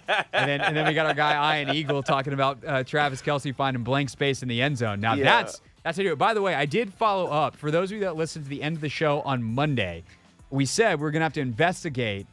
Was that, did Noah Eagle feed Ian, his dad, the lyric? I texted Ian, and I was like, we might have to have you on the show to do this. And he's like, there's nothing to investigate. I'm just a Swiftie. Oh, okay. And I was like, oh, well, there goes the segment idea, Ian. Did you see Jason Kelce confirm the rumors, though?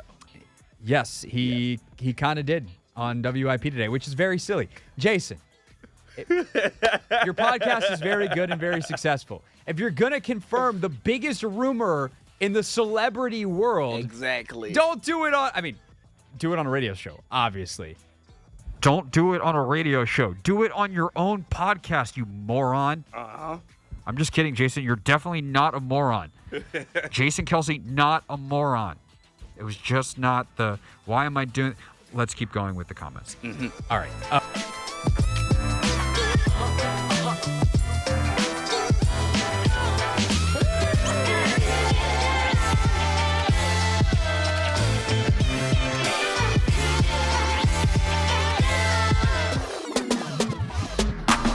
The Hoffman Show on the Team 980, always live as well on the free Odyssey app and streaming live on YouTube at the Team 980. And if you're watching, you see the face of a great friend of the show, one of the smartest minds in NFL media. It's Robert Mays joining us from The Athletic. Mays, what's up, man?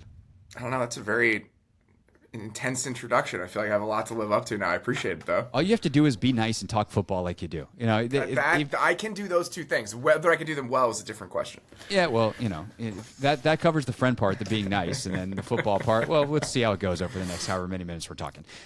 So you were tweeting out a bunch of clips and watching and quite enjoying yourself watching the Commanders' offense last week against Denver.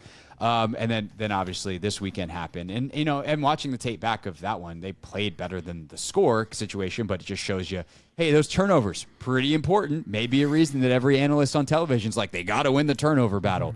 But when you watch this offense and compare it to Kansas City's offense, when you compare it to the Commanders' offense last year, like what are the things that you're seeing that made it so enjoyable to watch, and that are maybe comparable to what Eric Bieniemy's been in the last decade in Kansas City?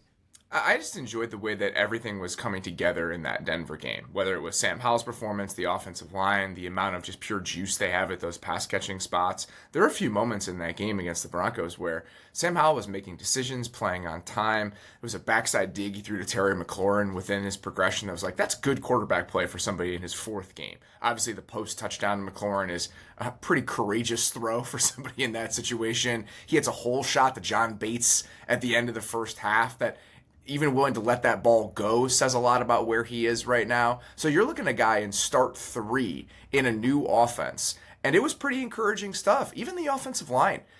Charles Leno had some tough moments in that game, but I thought everyone else played pretty well against the Broncos. It's a new group with guys in new spots, a couple new starters. They're passing off stunts well. The screen game is beautiful. So I'm sitting back being like, all right, I can get on board with this. I'm actually pretty excited about what this could look like. And then they get blanked, essentially, by the Bills on Sunday. And that's the NFL. And that's the NFL 3 weeks in. You can look at a team and be really excited about where they are, and then they run into the wrong opponent at the wrong time. You get more context about the teams they play.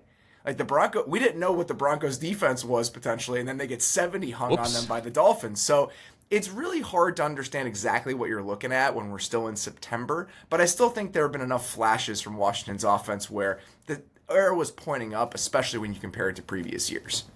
So let's put Howell in context, right? 4th career start, the Buffalo game. When you look at him, and let's take the draft status off the board, right? When you look at him as a young quarterback and compare him to other young quarterbacks, how does he stack up and where he is in his current level, the progression, all those things? You can see the youth in some of the ways that he operates. And right now, I think one of the things that sets him apart is also one of the things that's holding him back. He's willing to hang on to the ball. He's willing to take some chances. He's willing to push it. And that gets him in trouble. Even when we were talking about on our show, the reasons to be excited about Washington's offense, it came with a caveat of, man, he's got to get rid of the ball. Took 16 hits through the first 2 games, 10 sacks through the first 2 games. That is not sustainable. You can't hang on to it for that long. You can't have that sort of sack rate and be a sustainable offense. And it was the worst possible version of it on Sunday. You had a combination of him taking sacks he shouldn't and the offensive line getting beat up by a very good Bills front and a very good Bills defense. So I think that you've seen enough kernels to be excited about a guy that's only started 4 NFL games. The way that he sees things, the things he's willing to try, the way he's played on time within the offense every once in a while. But that tendency to hang on to it and try to get every single bit of meat off the bone every single time, I think that's the thing he absolutely has to work on. And we saw it really rear its ugly head against the Bills. Robert Mays from The Athletic with us here on The Hoffman Show. Of course, check out The Athletic Football Podcast that he hosts multiple times a week. So when you talk about that skill, like some skills you look at and you go, that's not something people get better at. Like, that's just who they are. There's other skills that you're like, oh, no, that's coachable. That's fixable. Where does that skill set of understanding when to get rid of the football and kind of the timing of an offense, where does that fit on that spectrum? I feel like I'm talking out of both sides of my mouth because I've said this about Justin Fields where I feel like it's an issue that is hard to resolve. You either have a feel for that space or you don't. What makes me a little bit more encouraged about Sam Howell's ability to come out of this is that I don't think he has bad pocket navigation. It's not like a Zach Wilson situation where he's bailing consistently, where he has no feel for that space. He's just hanging onto the ball a little bit too long. So that's why I feel like his version of this is maybe a little bit more solvable than other quarterbacks who've had this problem over the last couple years. Because when you look at Justin Fields, when you look at Zach Wilson, it's just a discomfort with that space when it gets a little bit dirtier. I feel like I've seen Sam Howell navigate the pocket pretty deftly a few different times over the last couple games. He's just trying to make something happen when it shouldn't. And I think that version, there's a chance you can come out of that on the other side unscathed. How can a play caller help, and like what are some examples maybe around the league? Because I think one of the things I enjoy talking to you about is kind of getting perspective from around the league, because we get so, especially in local radio, we get so into our team. And it's like, our team's the worst ever, our team's the best ever. And it's like, I don't know, did the Commanders really have that much worse weekend than the Cowboys, for instance? What's worse, what the Commanders did against a really good team or what the Cowboys did against the Cardinals, right? So you have these moments of perspective that slap you in the face. So when you look at like play callers that have had good success helping young quarterbacks, what are some of the ways that EB, who's still getting used to Howell and learning, the personnel here, can adapt and perhaps make Sam's job a little easier? I think that's a really good question. The screen game and the way that they've used it so far, I think, is a good thing to be able to lean on. Just give him some easy completions, and I think they've been pretty mindful of that over the first couple weeks. So continue to do that. And honestly, even beyond anything schematic, other situations that have reminded me of this, where you have a young quarterback who's got one particular problem, and it's often mindset related, just have a pretty frank discussion with him about what you want out of his play. I remember talking to Josh Allen after his second season. When 2019, it was during his second season, and you started to see some of the steps forward. The intermediate accuracy had gotten better. The turnovers had gone down. His rookie year was such a disaster. He's thrown to Robert Foster, and he's on this rebuilding team, and there were some bad habits that crept up over that season. And really, one of the biggest things that created growth from year one to year two was him sitting down with, whether it was Sean McDermott, Brian Dable, whoever, about what the expectations for him within the offense were. And it was just like, Josh, you don't need to throw a touchdown pass on every single play. You don't need to make the biggest play every single play. Play within yourself. Understand what the rhythms of the game are going to look like. So just sitting down with him, going through 3, 4, 5 of those plays where he's hanging on to it a little bit too long, just explain what the alternatives are, what his mindset should be in those situations, the type of things you need to do with the guy who's only started 4 NFL games. So I think there's some things you can do structurally, but just mindset, approach, all of that, those are other things that you can tweak for a guy that's at this stage of his career. Yeah, and I will say, it's a podium. What quarterbacks say at the podium is like a 1% reflection on the game. But like it does speak to something about where they are mentally. Some guys can fake it really well, which is why I don't put too much stock in it. But like I just think Hal's super composed. Like the way he comes across is so impressive. He just seems to get it. He's got to get it when he's on the field. He's got to continue to grow and like make those changes actually when he's between the lines and the bullets are flying. But he seems to get it from like a intellectual level, which there's other guys that you're like, you don't really get how this works, do you? There's one other thing I probably should have mentioned. I think that a team that's done a really good job of giving their quarterback outlets is the Lions. So the Lions have this kind of vertical play action passing game, but every single time they run one of those designs, they've done such a good job of giving Jared Goff checkdowns, outlets within those plays. So I think just having a few more, all right, we're going to have the tight end chip here, and then just leak out into the flat. So this is the final read in your progression. Don't be afraid to get here a little bit quicker, because all we want is positive plays. So I think, again, if you can just get him on that train where it doesn't have to be everything all the time, as long as we're making positive plays, avoiding negative plays, that's where we need to be as an offense. With the playmakers that we have, with the way this offense is designed, the shots are going to be there. You don't need to chase them. So I think that there is a way out of this, even if Sunday was a pretty ugly performance.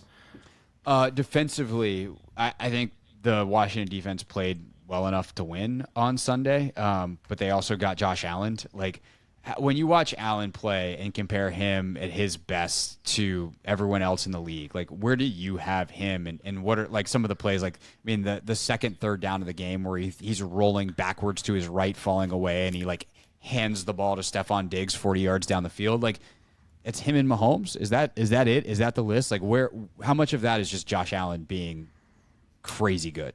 Yeah, I think that at his best, it's him and Mahomes kind of in their own place. Burrow is so good within the structure of the offense, and he's just not right now. So I think that we're seeing a pretty diminished version of Joe Burrow, and we don't want to kick him out of that conversation too quickly based on the way he's played over the last couple of years. Justin Herbert is capable of some pretty ridiculous stretches of play. Like what he did on Sunday against the Vikings and just the way he's played for most of this season. I think Lamar has that level to him. There is a chance if they win that game, we're talking about Lamar's running ability as one of those break in case of emergency things that can get a team out of a game they probably should have lost against Indianapolis. So I think there's some other guys that can rise to that level, but consistently, I think that Josh is probably in that number 2 slot for exactly the reasons that you said. The 2 plays that stick out to me where you're just dealing with something a little bit different. The touchdown to Gabe Davis is like a 35-yard missile shot that barely gets about 15 feet off the ground. His ability to hit those within structure, there's very few guys that can operate that way. And then the exact play that you talked about. The way that he can make something happen when it's not there and can just be a backbreaker for a defense when you do everything right, him and Mahomes are the ones that have that feel to them. Or even when it's 3rd and long, you can't feel good about it. Go look at the 3rd and long conversion rates for the Chiefs and the Bills last year.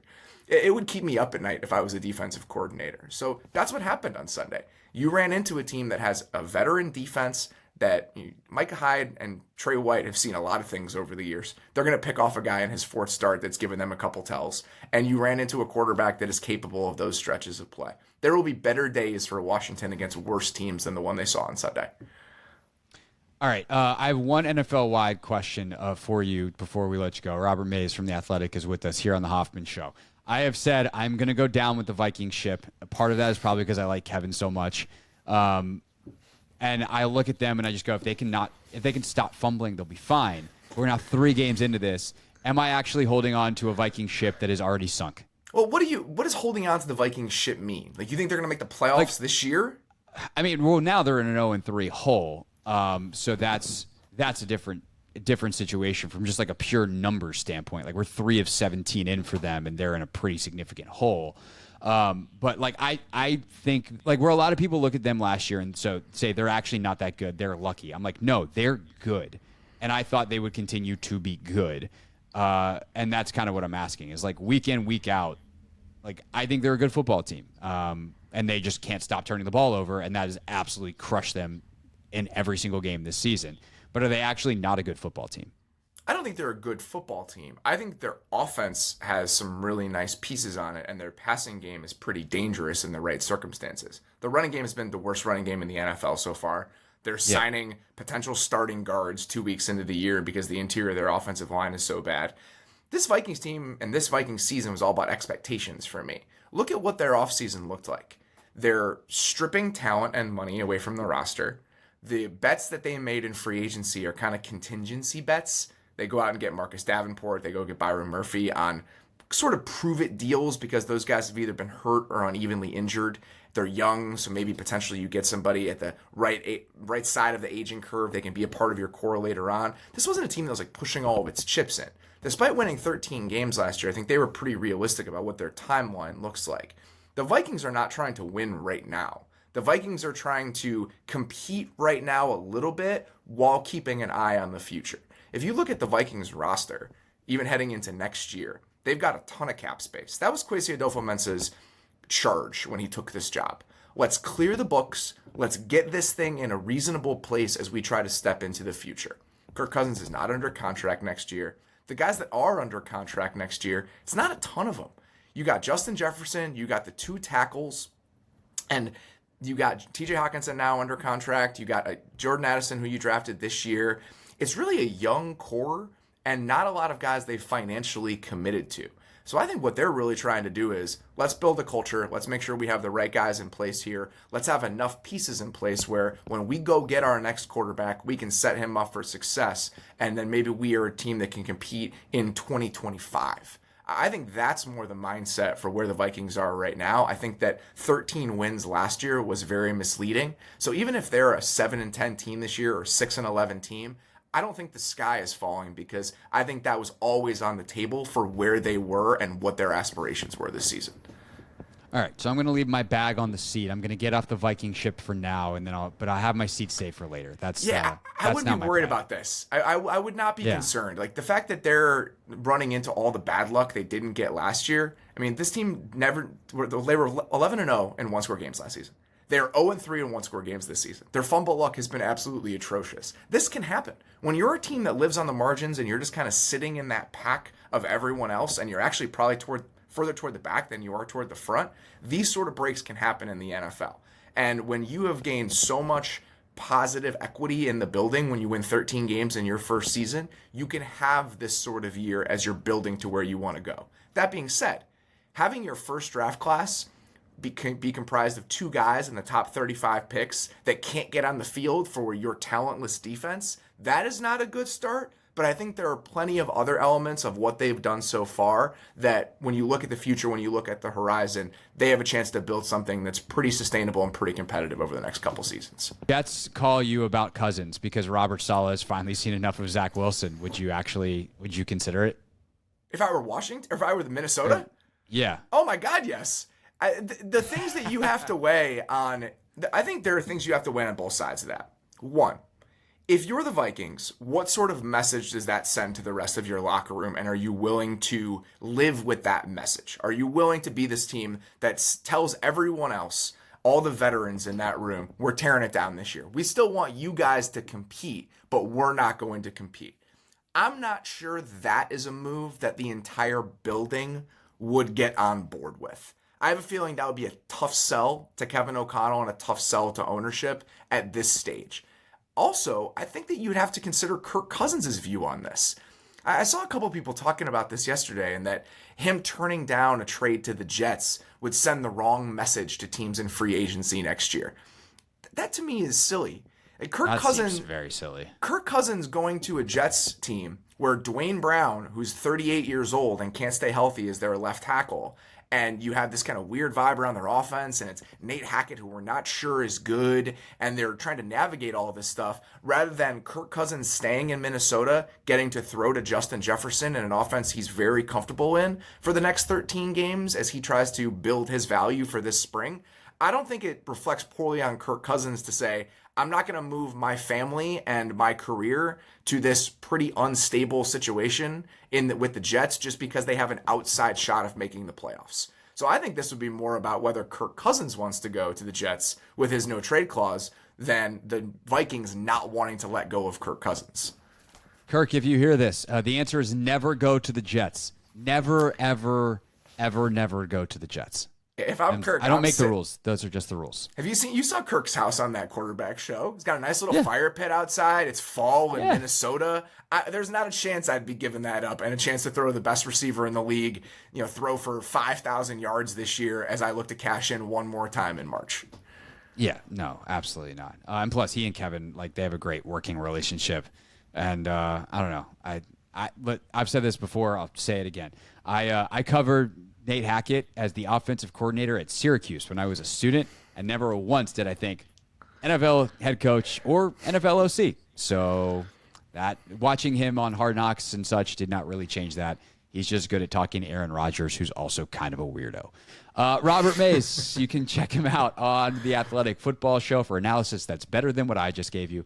Check him out on The Athletic Football Show. Read his work in The Athletic. Mays, always a pleasure to chat, my friend. Thank you. Great to see you, buddy. This is the Hoffman Show on the Team 980 and the Odyssey app.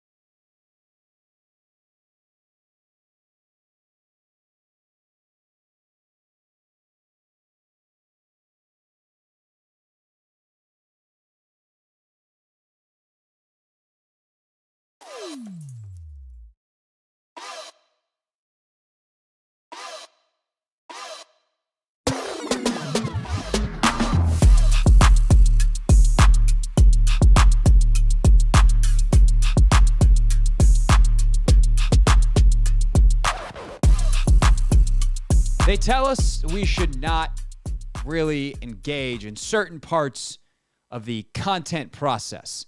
We should definitely post our content. We should tease our content. Hey, tell the people when things are happening on the show. Put that out there on social media. Then make sure you share the content afterwards. But definitely do not engage with the people who comment on it. It's the deepest, darkest underbelly of the internet. No. Do not read the comments. But every single week, 5:30 on a Wednesday, what do we do, Anthony Haney? We read Yep. those comments, baby. I'm so glad that you gave us a really good one there, because next week we're going to have a fancy new intro for this. We just got the big voice guy, old Jim Cutler, to do some stuff for us. And in my head, the fancy intro includes Anthony going, read those comments, and he just gave me the material I needed to work with. He didn't even know that. You didn't know that, Anthony. Tell the people you didn't know that. I did not at all. But next week, you bet your bottom dollar you're going to see it.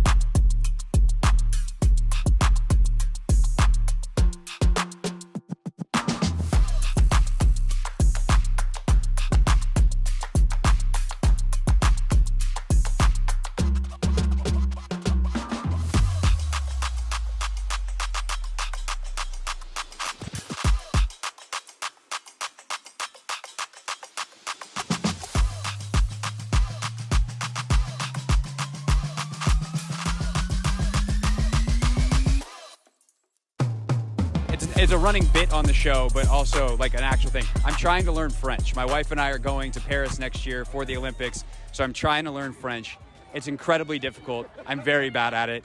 Tips for someone learning French. You did the reverse. For people that don't know, you started as a French speaker, and I was reading on Wikipedia, so I don't know if it's true, but also Haitian Creole, first two languages, and then had to learn English, which I know is very, very difficult to learn when it's not your native language. French, English, they don't seem compatible.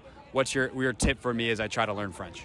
I would say watch movies in French with English subtitles. That's what I did. I watched a lot of movies in French, but I had the English. No, I watched a lot of movies in English with the French subtitles. So like movies, music, it's kind of something that's like easy, like on the brain. It's not too much information, but you can still enjoy it and you can see the conversation, because that's the hardest part. Learning like a little word, like to say like, hey, my name is this or whatever, that's easy. But holding a conversation, that's the hardest part. Yeah, right now I'm really just trying to master, like, I'm American, do you speak English? Because I think in Paris I can get away with that. Yeah, so je suis américain. Yeah. Et je ne parle pas français. See, even the way you said that is not the way Duolingo says to say that. So I'll just have to come back to my new French tutor, Benjamin Sejus. BSJ, appreciate it. Thank you, man. Sure.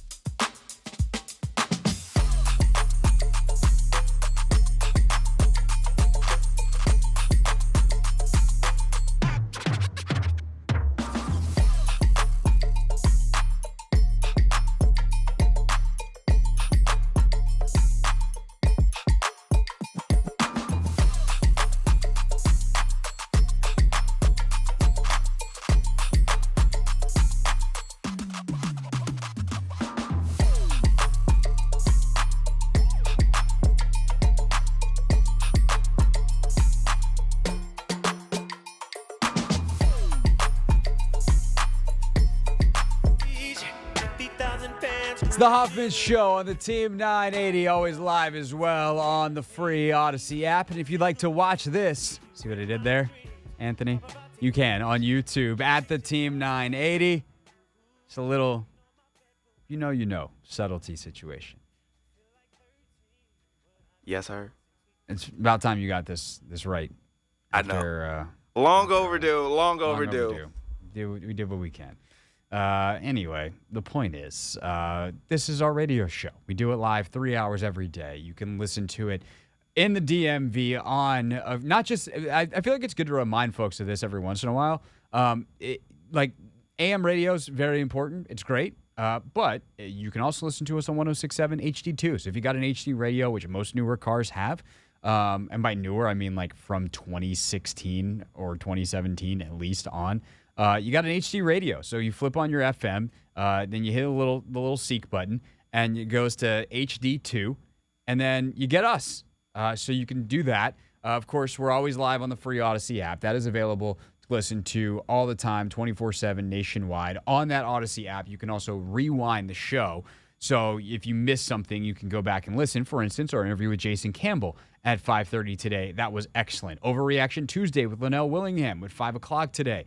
If you got in late on Robert Mays, go ahead, rewind. Or anything within 24 hours. So if you want to go back and listen to the Kevin Sheehan Show, you can on demand on the podcast, just like you can all of our shows. But Junkies, Kevin, Chris, anything you miss, you can also rewind in the free Odyssey app. And then, as I said, the bonus for us is you can also watch the show on YouTube at the Team 980. I've also put up a ton of the highlights of today's show at 106.7, at Craig Hoffman already. And then tomorrow morning at 106.7 The Fan, brand new episode of Take Command, the full film review. What the hell happened against the Bills? Did they play as bad as the scoreboard said? The film does not lie. So Logan and I dove into it deep. I think we were still talking about like the protection issues and Sam like 30 minutes in. And William, our producer, was like, hey, guys, you want to get to the rest of the offense? And we're like, no, we'd like to talk about this. And then like 2 minutes later, we got to the rest of the offense. So really good stuff on Take Command, which we will play a chunk for you tomorrow. Any other housekeeping notes to take care of, Anthony? I feel like there's a lot going on. I guess we can talk about the show tomorrow. God, we already have, like, this whole week is loaded already. Like, we're trying to, like, fit stuff in. Exactly. We don't even know. All right, what do we have 100% for tomorrow? It's a great problem to have. But tomorrow we have Ron. By the way, if you think this week is crazy, next week's a short week. Oh, it is. So that's going to be... Now, Yikes, the week following that one, we can, stress. I think we should take a couple of days off. Oh, okay. Okay, yeah. Sure. Yeah. That'll go for great. Tomorrow we have Never Read the Comments. Yes. So all that stuff I just put on YouTube, now would be a good time to go. Let me know what you think about it. We'll have Marty Smith. Oh, yeah. So Marty Smith wrote a book, which when someone writes a book, their publicists all send out 1 billion emails, and sometimes I answer them. And I'm like, hey, give me a copy of the book and let me talk to the author. And so, yeah, we got the Marty party tomorrow on the show. He wrote a book on leadership, which I think is a really interesting dynamic that's currently we're playing with in Washington with Ron and with Bieniemy. Kind of structural leadership I think is pretty fascinating with something like Winger and Dawkins and at Monumental with the Wizards. Like, I'm pretty excited to talk to Marty. And plus, like, Marty's seen a bunch of stuff. He covered Sam at North Carolina. Like, it's Marty Smith. Like, what a great time. And you know who he's good friends with? Clint Yates, who's also on the show. Yep, we need Yates' take on Usher. Yes, we'll ask Clinton about Usher on the on the halftime, and also probably we'll ask him about Colorado getting their ass kicked. Yeah, that I was not as good as not as much fun as the weekend before. Tell you that much. Nope. What else? And then what else? Ron and Howell talk tomorrow. Yep. And then Take Command, of course. Yeah. And then, that's pretty much the show. We have one gap in the show. Oh, okay. Yeah. And we're talking to Ramona Shelburne about when she wants to come on this week. Oh, yeah, and that too. So, like, that could be tomorrow. There might be our gap in the show. God forbid anything else happens. Yep. It's a Wednesday. They're practicing. Like, God forbid we learn someone's injured or whatever. Like, yeah. And then Thursday, we already got some stuff planned. Yep. Although I don't know how much of that is set in stone, right? Yeah, we don't have a lot set in stone. We have nothing set in stone. Okay, but we already have We have tentative stuff. lots of plans. Yes. And then Friday's a Friday. We make our picks. Yep. All the fun Friday stuff. Yep. Man, what a time.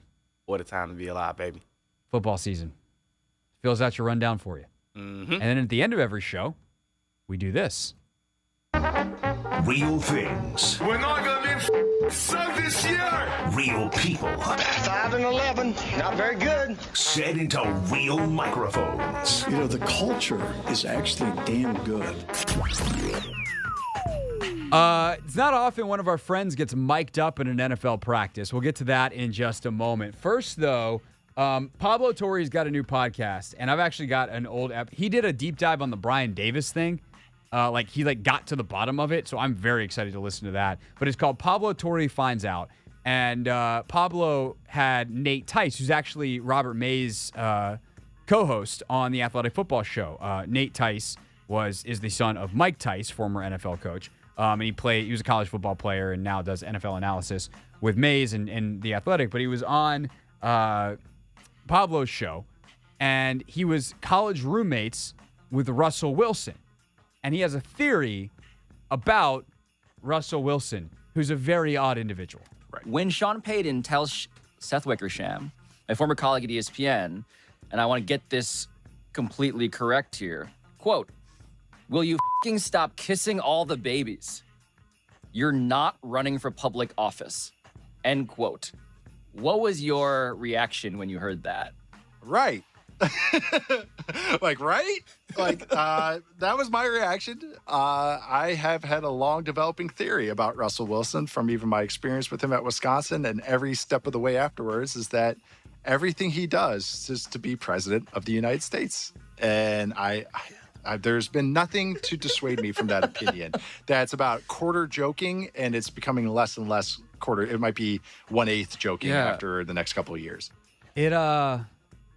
It seems more viable of a theory by the day, man. Some of the stuff that dude does, you're like, what? Doesn't really make a lot of sense as a football player. Would you? I don't know much about his policy. I'm a policy voter. Yeah, I don't know. Policy and integrity. That's what I care about. I don't know much about his policies. Oh, okay.